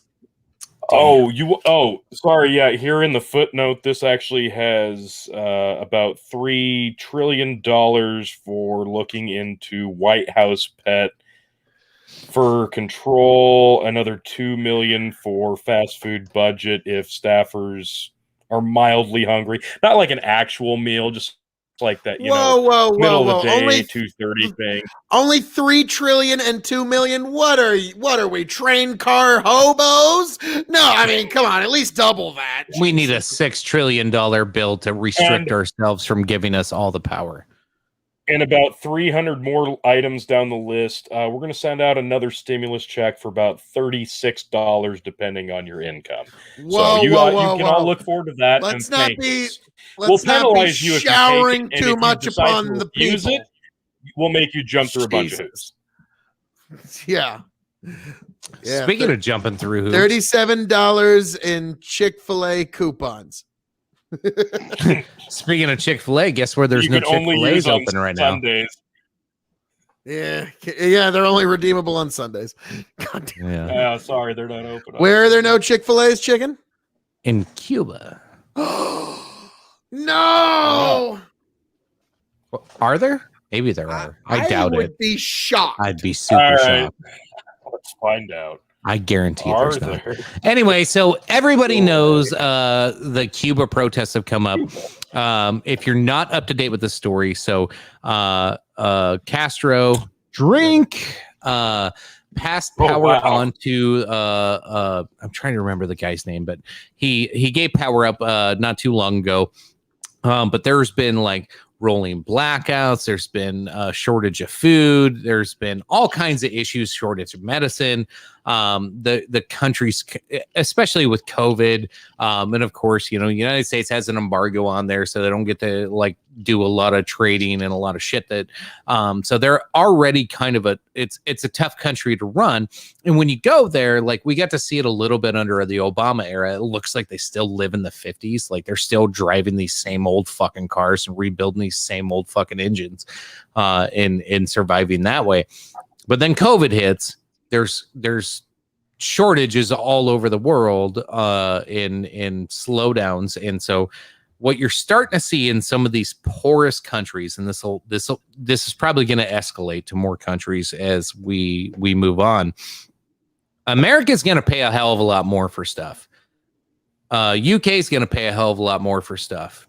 Japan, China, like all these countries are going to be trading with each other exclusively and paying each other a lot more money. So when you have a little country like Cuba, who's already kind of forgotten, no, they did not lift the Obama embargo. Actually, Trump kind of put some of it back on because that embargo was actually put on by Congress. So there were some things they tried to like lift a little bit. Trump kind of put the clamps back down. But anyway, all these smaller, less financially stable countries are just going to get the shit end of everything in today's, like, we see shipping containers like not leaving ports. We see truck driver shortages in certain parts of countries and across the world. But what that's going to do, it's going to cause these smaller countries, poorer countries, or just unorganized countries to really, really suffer. And we're starting to see these effects really, really hit right now. Now, you can blame the embargoes, you can blame Trump or just fucking, it was back in Eisenhower, I think, was the one that originally put the embargo on. But that was because Cuba pretty much gave Eisenhower the middle fucking finger after World War II and told him to go fuck himself. So you can call Trump a douche, but at the same time, then you're still calling Eisenhower a douche in that moment. Sorry. This is a way more complicated thing than both sides are making it out to be. And this is probably the thing that frustrates me the most is you see the national media. We've been shitting on them all night, but you see the national media sitting there. We are watching videos. We are watching live streams. We are watching fucking videos coming out of Cuba of people marching down the street, screaming, Libertas, Revolution. And they go, they want a COVID vaccine. That's why they're protesting. Ridiculous. So there's probably, a few people that are actually like, like COVID's kind of fucking things up. We don't know how bad it is there, or if it's not bad, we don't know. But when you jump and skip over what you're hearing on videos and what you're seeing on fucking live streams, on whether it be on fucking YouTube or Facebook or wherever you're seeing these live streams, fucking complete irresponsibility of an impoverished nation that's fucking been starved. These people have no food. They don't have a job. They don't have fucking possessions. The government owns fucking everything. And they've been treated like shit for 60 fucking years. And what does CNN, MSNBC, all these stupid fucking newspapers do? They just really want a COVID vaccine. That's what we need. Fucking gross. Zero journalistic fucking even trying. They're just like, hey, how can we make this narrative look like we're the good guys? Like, I just want to kick so many people in the balls. Doesn't this kind of remind you of like a certain other protest that was going on, and then they turn around and said it was when LeBron James was like, No. It was like when there was this certain video that came out that was anti-Muslim, and that's why everybody was flipping out, and it turned out that Benghazi ended up like not being about a video on the internet, and it had to be about something else. I mean, Benghazi was a bigger deal than, some stupid video that nobody actually knew about. Yeah, it was an internet video that I didn't learn about until after the fact that they were protesting shit, and it turned out not to be because of that. Hillary Clinton lied to everybody. Yeah. We won't bring up that shit. Yeah. No, allegedly. You don't even need a fact check for that. Hillary Clinton just lied with every word she ever spoke. So yeah. So more stuff on the Cuba thing. There's some disgusting things going on right now outside of the country. We have war hawks in America wanting to do fucking airstrikes and just blow the fucking country up apparently and take it over. This interventional fucking like the let's go bomb them and fucking take out the government. Now's the time. I'm like, oh, to Jesus. do that for decades. The left and the right are both doing it right now. Both of them. Yeah, both absolutely. sides are like, Yes. fucking bomb them. Yes. And I'm like, holy shit, stop fucking bombing people. Like That mentality is why the world hates us. Yes. Now, I get the compassion for it. I totally understand the compassion for it. But other people are using it for political fucking points. And they're going, oh, the Cuban people. I've always loved the Cuban people.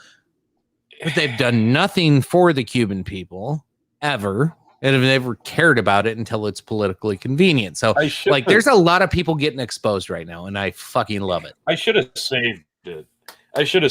Because there's a parallel here when you were mentioning with CNN saying that they're writing because they want the vaccine for COVID. It's just disgusting that they take the opportunity to use that as a way to push a narrative. But it came from somebody said, we have no medicine. One of the citizens said, we have no medicine. Right. So they went, they don't have COVID vaccines. Shit! Yeah. Send Joe Biden's door-to-door people here now. Like, yeah, exactly. Yeah, I can't remember what it was. I don't remember exactly what was going on in the world in 2016, but I think it was yesterday or a day ago. My Facebook memories popped up, and my Facebook update was there was something going on in the world, and there were some tensions going on overseas, and Hillary Clinton, or no, not 26. Never mind. This was during Trump's administration. Because Hillary Clinton took it upon herself to get on like CNN and tell everybody, it's so unfortunate this is happening. This is how I would have handled it had you voted for me. And that was the story. And I'm like, are you fucking kidding me? Now, I'm just Let's wondering, just completely disregard everything. Yeah. Well, I'm just wondering, where's AOC and Bernie since the Cubans have all started protesting about how bad socialism sucks? I haven't really heard much of a peep at either. I don't expect to hear a lot out of Bernie at this point because I think he kind of filled up his usefulness in terms of political wonder. Well, if they're not millionaires and billionaires. Yeah, well, that don't. There's no money to extract from Cuba, so he doesn't care. Exactly. Yeah, so what if they had some got a lot of mileage left on that thread? What if they had some people like seeking political asylum or something? You know, couldn't it let them all in? No, actually, they just said today that they're going to turn back all Cuban asylum seekers, specifically Cuban. They will turn them back and replace them in a third country. Now, could you imagine Cuba and South America are not allowed to asylum seek in the United States, but everybody else in South America and Honduras and all these other fucking countries that have all these problems bring millions of men. There's 1 million last week, I think is the article I read, of people coming through the south border. But these fucking people in Cuba that are actually fucking having problems with rolling blackouts, no food, no shelter, no water, no fucking anything, no medicine. No asylum seekers coming from there. Like, seriously, how about you shut down the south border and let people in from Cuba? Like obviously you can shut it down. You can shut them all down. If you can shut off Cuba and South America, you don't have to bring any asylum seekers in because it can be done, obviously. But it's Biden's administration that flat out came out and said, do not come here. We will not take you. We will send you to a third country. Like, just say that about everybody to the south of us? Do not come. Do not come. Do not come. I love the mashup video where Donald Trump's like, I will come. Holy shit. I'm going to come. What is that? Mean, if you could turn that into a sexual reference real quick for all my pervs. Yeah. What's going on? What do you come? I don't know. The comment section just got like, holy shit, the big comment. I don't know if it was spam. I don't know. Should we post that? I'm trying to read it. I don't know. I don't think we should. Yeah. I'm sorry. God bless you though. Yeah. Yeah. Oh. Oh no. Okay. If we're Cindy, we there's know a lot of all about the whole misinformation censoring going on. on Facebook. We've been censored for a while now, but we'd put your comment on if this is indeed genuine, but we'll get canceled. I've never heard of that news site before. That's the only thing that scares me. Exactly. Yeah. I'm not There is reading that that. part of the comments. According to 'cause I- www.imright.com, it turns out I'm right. So yeah, so there's going to be a Just lot of wanna- it. Even lefties, like I'll get onto Twitch and listen to lefties like, there's nothing going on in Cuba. They're all so happy. They're protesting because they're protesting the fact that they're just so happy. You know, like, so it's kind of funny when you're listening to the far We're lefties. too happy. We need to be a little upset over here. They really can't accept the problems of Marxism that are just right in front of their face, because then they have to re-examine the things that they think and re-examine their lives. And a lot of people don't like to do that. They just like to have confirmation bias. And so it's one of those like, well, how many times do you have to have it confirmed for you that Marxism in all of its forms is dog shit and doesn't work? Right. And we're seeing it right here before our very eyes. And even then, in 20 years, it'll be like, well, that wasn't real communism. Lynn's fry box is turning me on. You goddamn right. Hey, shout out to the one commenter. Hi, Stacy. I mean, Sarah. Hello. Hi, Brandon. Go to bed, dude. It's a hidden joke that I'm not going to fucking reference, but anyway. So shit's fucked up all around the world, turns out, folks. Go to bed, see what Brandon. happens. I hope things improve for Cuba, because I'd love to be the people of Cuba to be free, and also, side benefit, Cuban cigars would be easier to get. Yeah. And then South America's popping off. Like, so the problem with the Cuba and the South South Africa? America thing, South Africa. There's so much happening in the moment. There's some really crazy things happening. Cuba specifically, they shut off the internet. So like these videos stopped. Like you're not seeing a lot of news coming out of there because they shut everything off. No internet. So DeSantis in Florida said, "Hey, Guantanamo Bay, we have internet access. We can spread it to the country. We can give internet to the island of Cuba and help everybody out." So that's great if they can do it, because you think, what was it in the 30s and 40s, or 40s and 50s in Europe? It was like radio free, like government fucking shut off all radio and nobody could like hear information, get information. It's kind of what's going on in Cuba right now. Like they have no TV, they have no internet. Like they're getting propaganda over the radio and not actually seeing what's really happening across the country. So that's scary as shit. But then in South America, like that, South America might even be way more crazy with the amount of videos we're seeing coming out of there. Like it's South so Africa. many. Did I say South America again? Sorry, South Africa. You did. There's so many fucking like tribes of and groups of people fighting each other right now.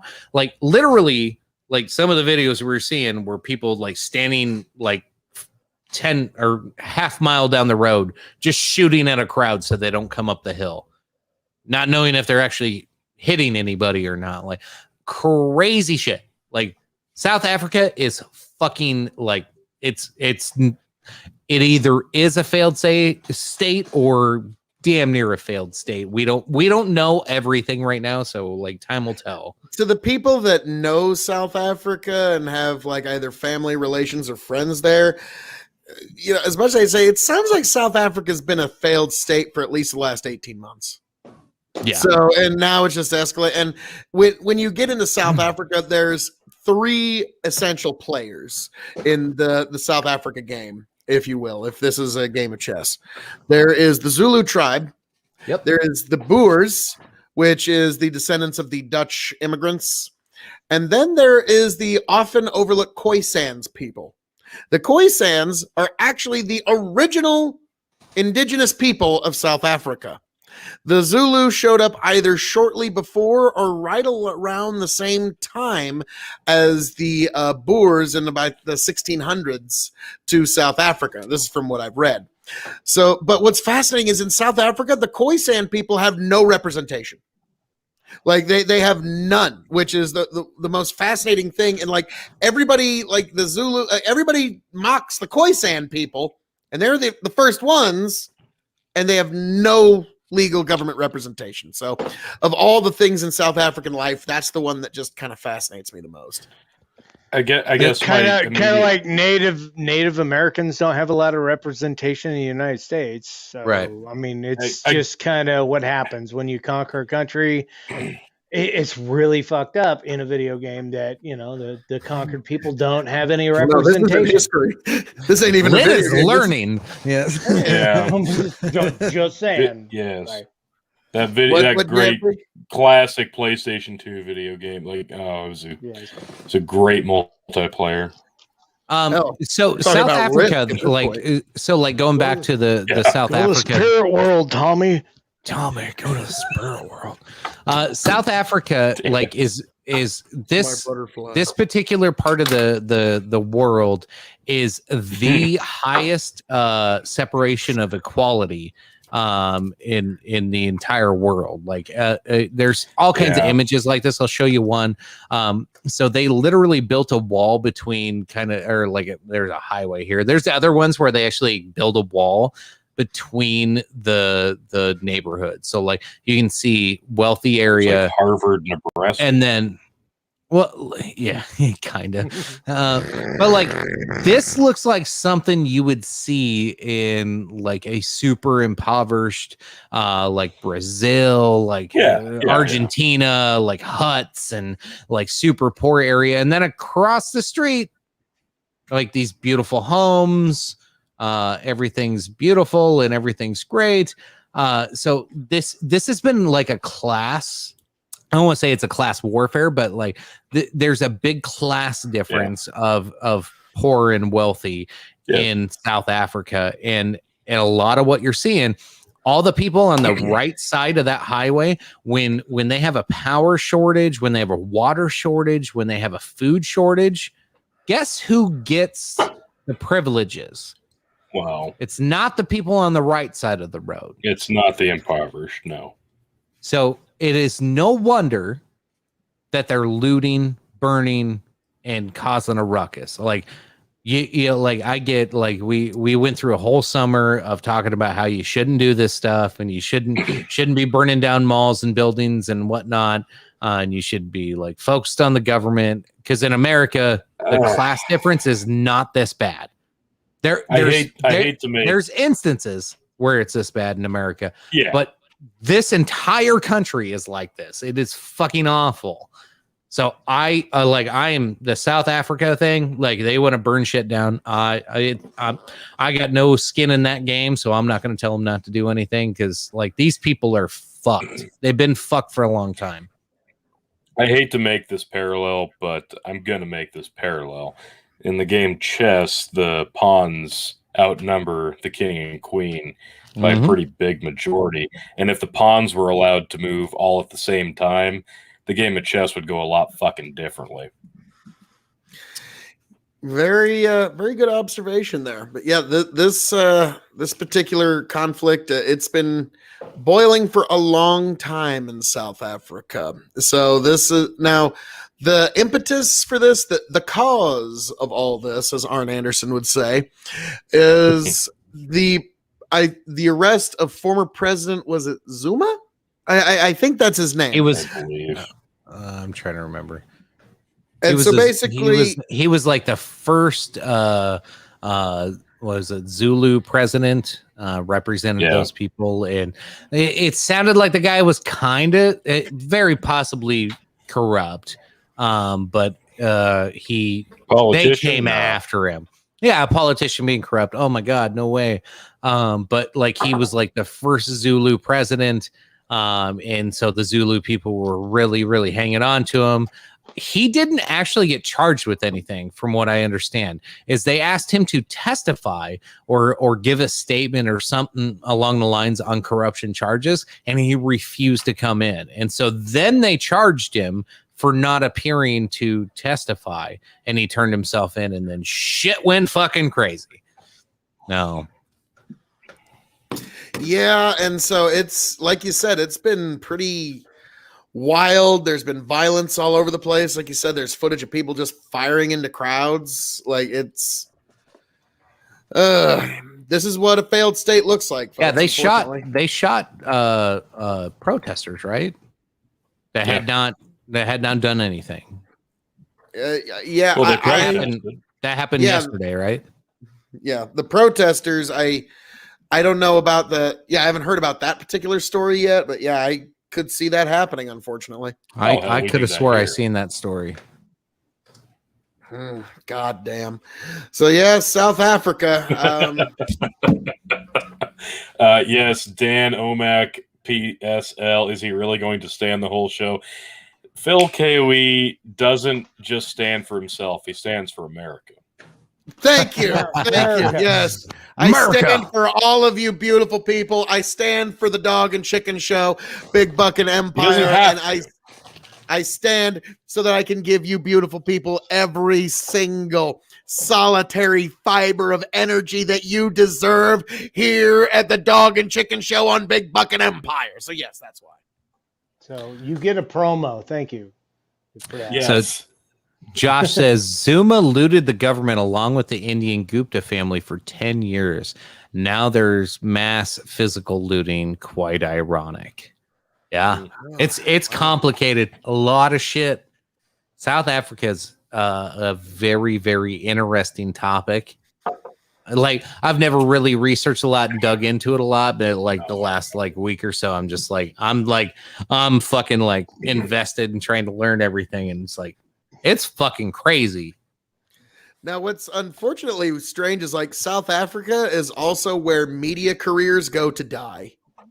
Like the minute people go to South Africa and start covering it, they're just done. They're not like active in the media anymore. And so it's like, wow, what the fuck? And so, yeah, that's another reason why it's gotten this bad and nobody's reported on it, because nobody wants to. Nope, Nobody I'm wants to not go gonna- there. Yeah. Nope, I'm not. Yeah. Nope, not doing it. Not doing it. So that's the other unfortunate. Now, here's the thing. Your company, let's say you're the head of Chicken Co., you're the head of Tony Co., the head of Lynn Co., and you're going to build, God bless, Josh, you're absolutely correct. An armed person is a citizen, a disarmed person is a subject. So Here. now say you got Chicken Co., Tony Co., Lynn Co., and you're going to build a factory somewhere internationally, and you can choose anywhere. Let's say South Africa was in your top 5 consideration. Has it fallen a few spots? I can't find it on the globe anymore. Like I know Well- it's very descriptive of a location of a continent, but I just can't figure it out. Like I just have amnesia. Investment only comes when you can have guarantees of at least a basic level of security. And right now, there is no guarantees of security that can be made within South Africa. So Nope. no, the answer You to generally don't do business with the country that's making headlines, because 9 times out of 10, it's not a good headline. yeah, No. yeah. All right, ready for our last story of the night, and then we can jump over to Yes. post show. Rock it. Yeah, we're 2 hours in tonight. Damn, we usually The time flies and you're having fun. It does. We're rocking out with our. Yes, Uh-oh. yes, we know what he was about to say there. You can say cock. Censorship. You can say rock out with your cock out. Rock Yeah. out with your cock. You don't have to out. self-censor that much today. So I'm trying, dude. in Lincoln, Nebraska, Good old so local Lincoln. local story here for you homers. Burger King marquee goes viral with "We all quit" message. Let's see. Hopefully it shows the picture here. I don't think it does. Anyway, so in Lincoln, Nebraska, they actually changed the sign to say, "Sorry, there's really not." Wait, they wanted to put the sign. Let me just read this. They wanted to put up a sign to say, sorry, there's really not going to be anyone here. The former general manager, Rachel Flores, said, just kind of a laugh to upper management. that got put up before we opened, and I didn't think anybody was going to notice it because we did just one sign. And then it went pretty crazy on Facebook. I got a call from upper management, and they told me I needed to take it down. Flores had put in her 2 weeks notice, and then 8 of her coworkers followed. She served as a general manager since January. They've gone through so many district managers since I've been GM, she said. No one has come to the store to help me out. They're so in and out. Flores said the Burger King had employees working in the kitchen with no air conditioning for weeks. At one point, the kitchen surpassed 90 degrees. Flores ended up in the hospital for dehydration, she said, after her boss reacted, saying she was being a baby. I just stayed to help Rachel out, former employee Kylie Johnson said. She's my best friend. She's been with me through a lot. I just want to help her out as much as I can. I knew it was going to be it was what was going on staffing wise. We were just waiting for more people to come, and we got nobody. So this is actually a pretty common story that you're hearing in a lot of places. Now, this was a group of people that worked in one facility that just said, fuck it, threw their hands up and all quit. There's a lot of people talking this way right now in today's world, because there's a lot of people not applying for jobs, or applying for jobs and just not actually showing up. Or if they do show up, they don't actually commit to the work and actually just end up quitting for whatever reason. Everybody blames unemployment, which I know most states in neighboring states of mine, at least, have gotten rid of the extra Biden, unemployment thing. So like, that's not an excuse a lot of times. So like I talked about it a couple weeks ago, people have more savings now than they've ever had. Now you're getting 200. I got a check in my bank account at midnight last night for what, $250 or $300 from the government for a child tax credit. Like, people are getting all this extra money. Some of them have hoarded it. Some of them are getting a lot of it. People have more savings than they've ever had. And then we're all wondering why people don't want to work. And in a way, I say good on them. I want to put a caveat on this. Good on those that have valued your labor, and you realized that you are worth more than what a company wants to pay you. Good on you for fighting back and finding a better job. Here, cheers to you. Now the others that are not doing that, that are just living off of that constant paycheck that has been coming in, the days are coming. The days are numbered. And it's time to find a job and to figure out what you're going to do with your life. And if you want to be a hobo, working before. Well, if you want to be a hobo, if you want to be a hobo and just run across the country and travel the world and whatever, and find way to or make ends meet somehow, more power to you. I have no problem with that. If you want to hold a cardboard sign begging for money, more power to you. That's actually a job now, though. That's actually an employable position. You can actually do that. You just gotta have, dude. If the guy's sign is fucking funny, if the guy's sign's funny, I'll give him $5. Right. Like, if he has if he actually has a really funny sign, like I've had a guy that, like, as I approach him, like, it'll be like, veteran will work for food, and then I'll flip it over and be like, all right, be a dick then. And I'll hit the brakes and hand him $5. Like, that's beautiful. I haven't seen that yet. So like, I think that's funny. Like, I go back to the guy I saw on the side of the the I-80 exit ramp into Kearney, Nebraska. And his sign legitimately just said, on my way to where the fuck ever, give me a ride or give me a beer. And I just happened to have a cooler of beer. I'm like, well, I'm going to a wedding, but I'll give you a beer. So I gave him a couple of beers. Like, that's great. At least he's fucking honest about it. The people that aren't honest are the people that didn't have a job before COVID was ever a fucking thing. Yeah, when you see the same guy at the same intersection every day for a month. Yeah, I will never forget. I was walking downtown Lincoln, and I was walking through an alley to get to a place. You ever had to do that before? Happened to me. So, anyways, on the way through, there's some dude making a sign. I'll never forget it. And it says, "Why lie? Need beer." I just dropped a $5 right there. I appreciated the honesty. He was in the process of making the sign, but I just thought that shit was so funny. Like, there you go. There's a $5. Get yourself a good one. What's Justin saying there? Justin Chris says, but yet most fast food places can't open the dining room. I've seen some places that I go regularly that their longtime employees are leaving or saying they about to say fuck it, just like the Burger King employees. No experience people coming to our job and demanding $25 an hour because it's a construction job, and my boss basically tells them to fuck off. And it does depend on what line of service you're in, and I saw somebody with a contradictory response to one of these things just the other day along the lines of, you thought that we didn't like it went to the service industry, the waiters and the waitresses of the world, right? Well, we can't live off $2.50 an hour. We're supposed to live off the tips that we get. And everybody that disagrees that that's enough, you should just be able to live off that and tips. Well, now we found other jobs. You told us, if you can't live off $2.50 an hour plus tips, go find other jobs. Well, guess what? We did, because they're available now.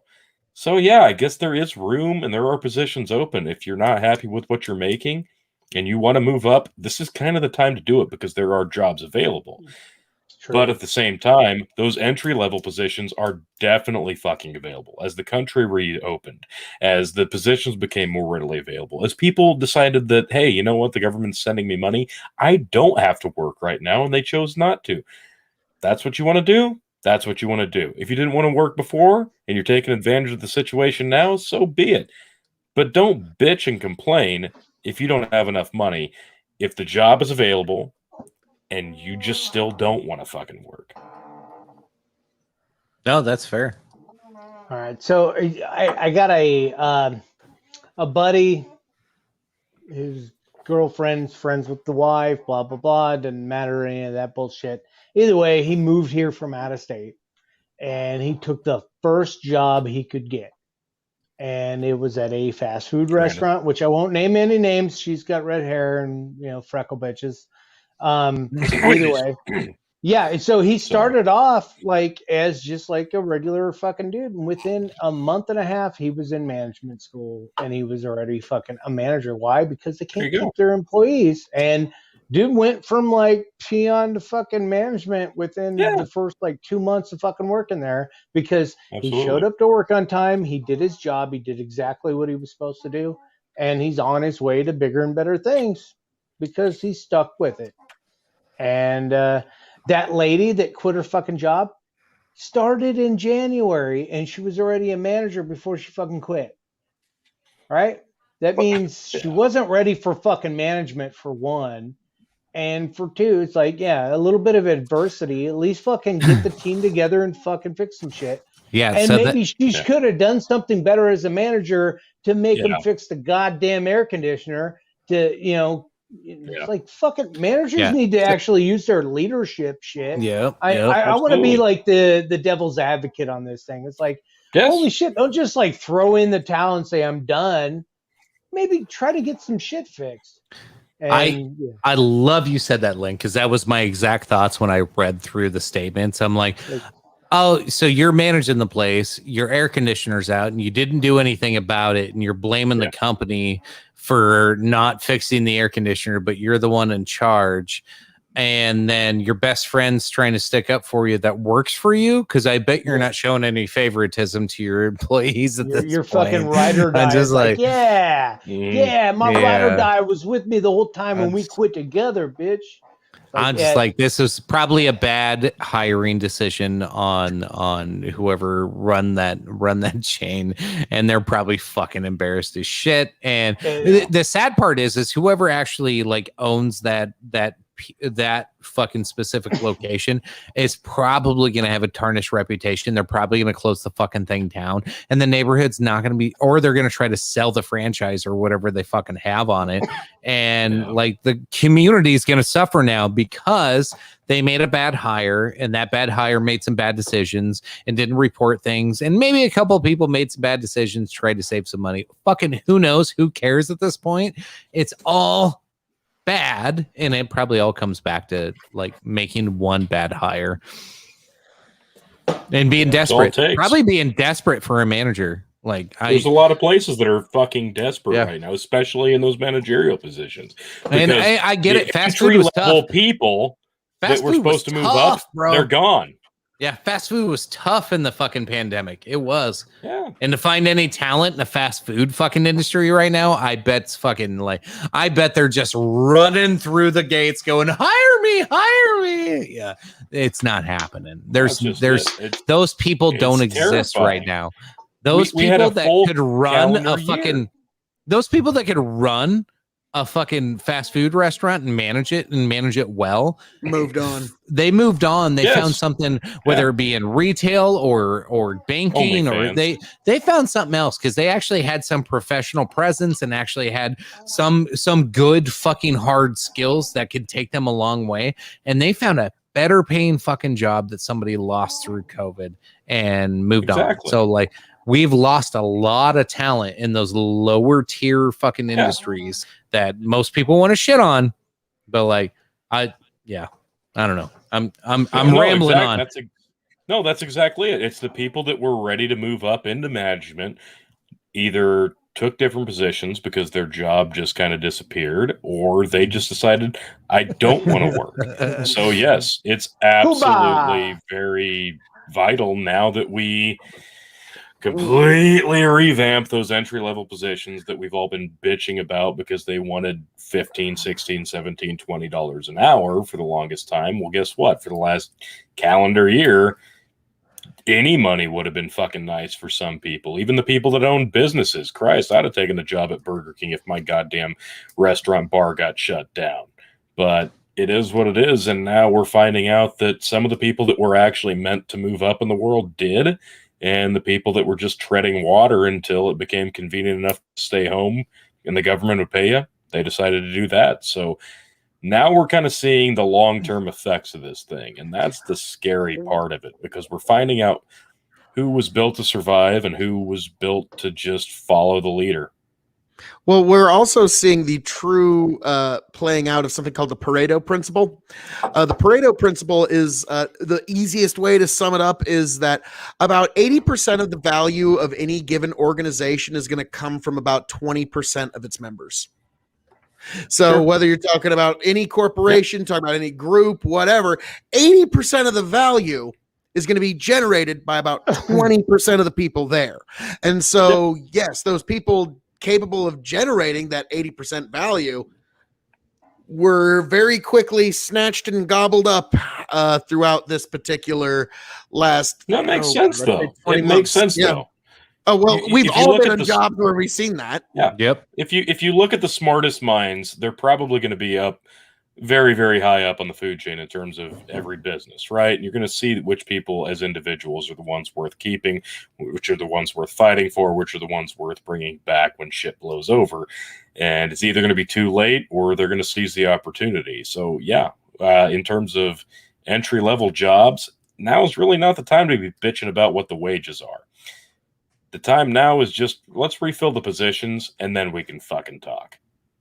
Oh, but inflation's a good thing because that means your wages will go up. Well, you can only measure inflation by inflation, so.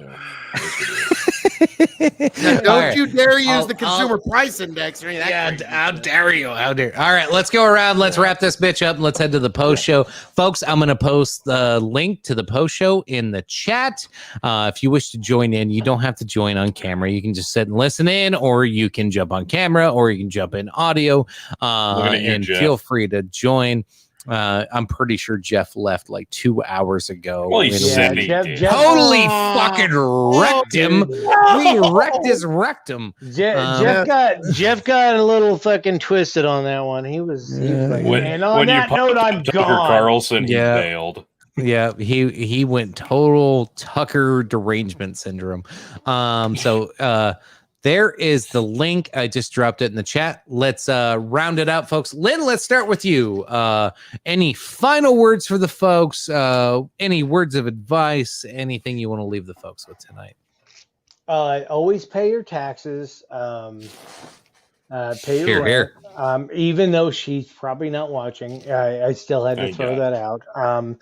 Be sure to like and follow me on TikTok as West Yes. Lynn #4 because I have the best content you could ever fucking think of.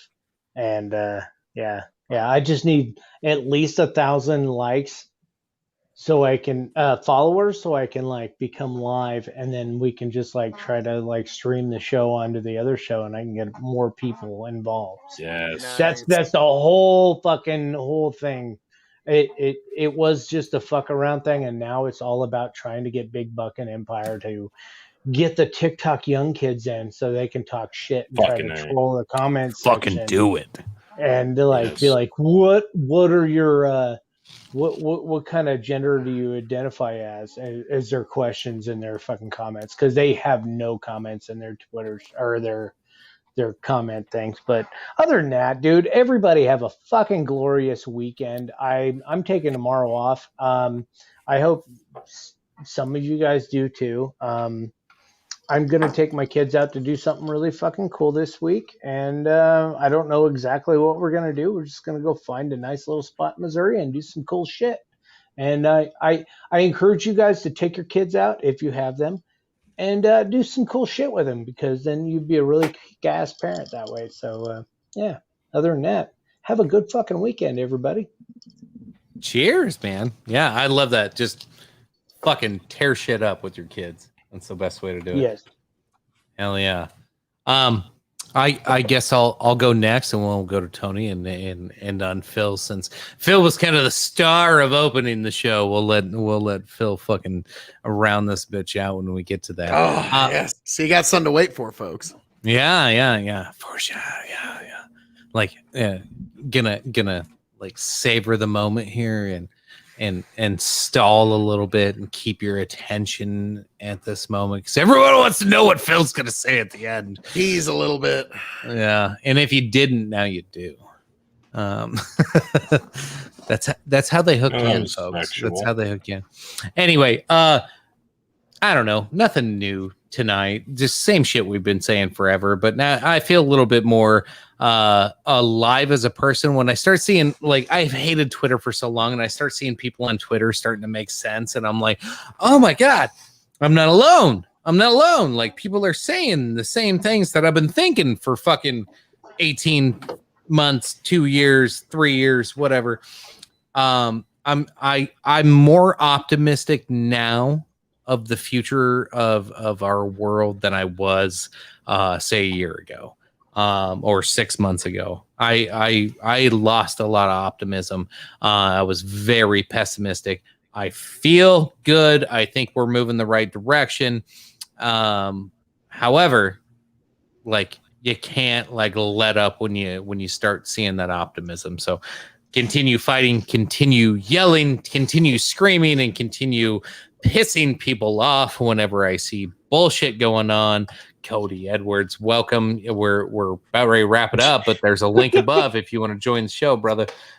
People joining fucking 2 hours and 20 minutes in, but join the post show because I do want to go through the Zuby 20 things he learned. I would love to read through that with everybody. If you wish to join that one, we'll record it and probably post some of these things up. Also, we're doing other things. So for those that didn't get to watch the whole show, we're going to drop all these segments, all 5 of these stories that we covered. We're going to drop them in segments all week long, and we're going to start doing this moving forward. So if you can't make the whole show, because I know there's several times where I like see somebody chime in like a Jeff Peskoff, and he gets Trump derangement syndrome within the first 10 fucking minutes. Seconds. 22 seconds, yeah. And maybe he goes, you know what? Those guys are actually kind of cool. I'm going to go back and see what they actually talked about. Dude.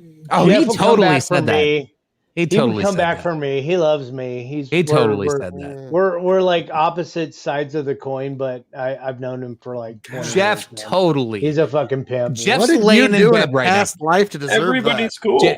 No, hold on, Everybody guys. is Hold cool. on, guys. Jeff Peskoff's laying in bed right now going, man, I should have stayed and just watched the rest of that show. I wonder what they talked about. And Very so we'll true. start dropping them in segments, a little bit more palatable, because not everybody can sit here for 2.5 hours drinking with the champs, because we are. Not everybody can, hang with us the whole time. And that's fine. We don't expect you to. But we'll start dropping them in small segments, so a little bit more palatable for you, and you can keep up with the show until we go live the next time. So Yeah, Cody, jump into that after hours bullshit, dude. I want to bullshit Cody, with there you. it is. yeah, get your ass in there, Cody. I don't want to see anything beyond that, though. Let's see real quick before we move on. Pandering Pelosi, Shiesty Schumer, and babbling Biden lit the proverbial racist match, then walked away and let our neighborhoods burn for political theater. I do not disagree. Slow clap. Yep. All right. I agree. Well, all right. All right. All right, Tony, round out your thoughts on tonight, and then we'll go to Phil, and then we'll go to the post show. Okay. Yeah. No, we're kind of coming back around. Like I said earlier, it's weird to look back now and see where we are a year ago. And I'm going to plug ourselves again here. I've been, for the last almost 2 weeks, I've been listening back and listening through all of our COVID chronicles, and holy God, the world was a completely different fucking place just 12 months ago. And it's weird to think about where we were 12 months ago to where we are now, and what the social unrest was then versus what it is now. And it's kind of good to be reminded where we were just a year ago versus where we are now compared to where we could be right now, because it could be a lot fucking darker, folks. Trust me. The fact that we are where we are now, it's pretty goddamn miraculous considering what happened towards the end of the year, what is happening now around the world. Count your blessings. Really, that's all I'm saying. A lot of people have it a lot worse than you. A lot of people have it so much worse than you. If you're watching this, if you're hearing my voice, if you're seeing my face right now, trust me, it could be a lot damn worse. And it probably is for a lot of people. But that being said, I will plug myself, just as Lynn did, Tony the Rod 2.0 on TikTok, for as long as they'll allow me. I just got a video taken down, I think, yesterday for duetting a video, because that's what I do. I react to videos, right? Sometimes you do that, you stitch with videos. They take those down too. They don't give a fuck. It's a family app, and I'm not family friendly.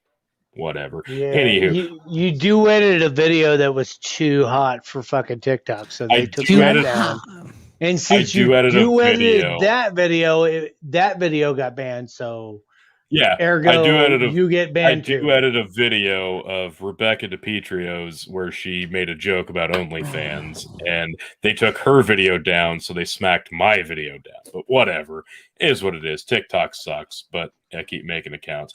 And of course, Revolutionary Wrestling Podcast this Sunday for Money in the Bank WWE. This might actually be a good event, folks.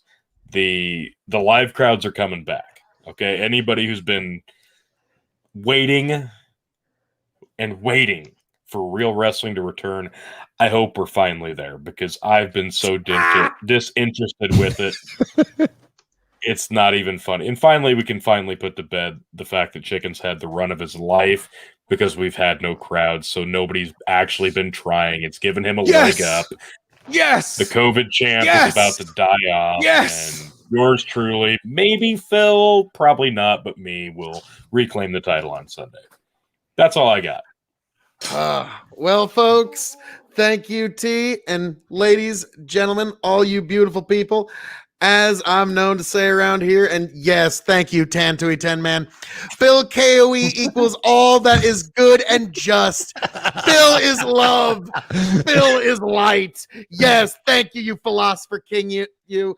But folks, as Fake news. known to stay around here, all that being said, thank you for joining us for this very special Big Buckin' Empire. Whack it, folks. We've covered all the crazy topics of the day. We went into censorship. We went into the issues of our time, the election, the virus, the vaccine. We've gone to the door-to-door. We've gone to Cuba, South Africa. We've hit all of the major topics of the day, and we did it right here. Big Buckin' Empire on YouTube and Facebook, folks. Be sure to join the party, and there's plenty more coming where that came from. I am the devilishly handsome outlaw himself, your king of extreme, Phil KOE. You can find me at KOE Nation on YouTube and Twitch. That is KOE Nation on YouTube and Twitch. It is the best place to get all of your KOE content, but don't think that's all, folks.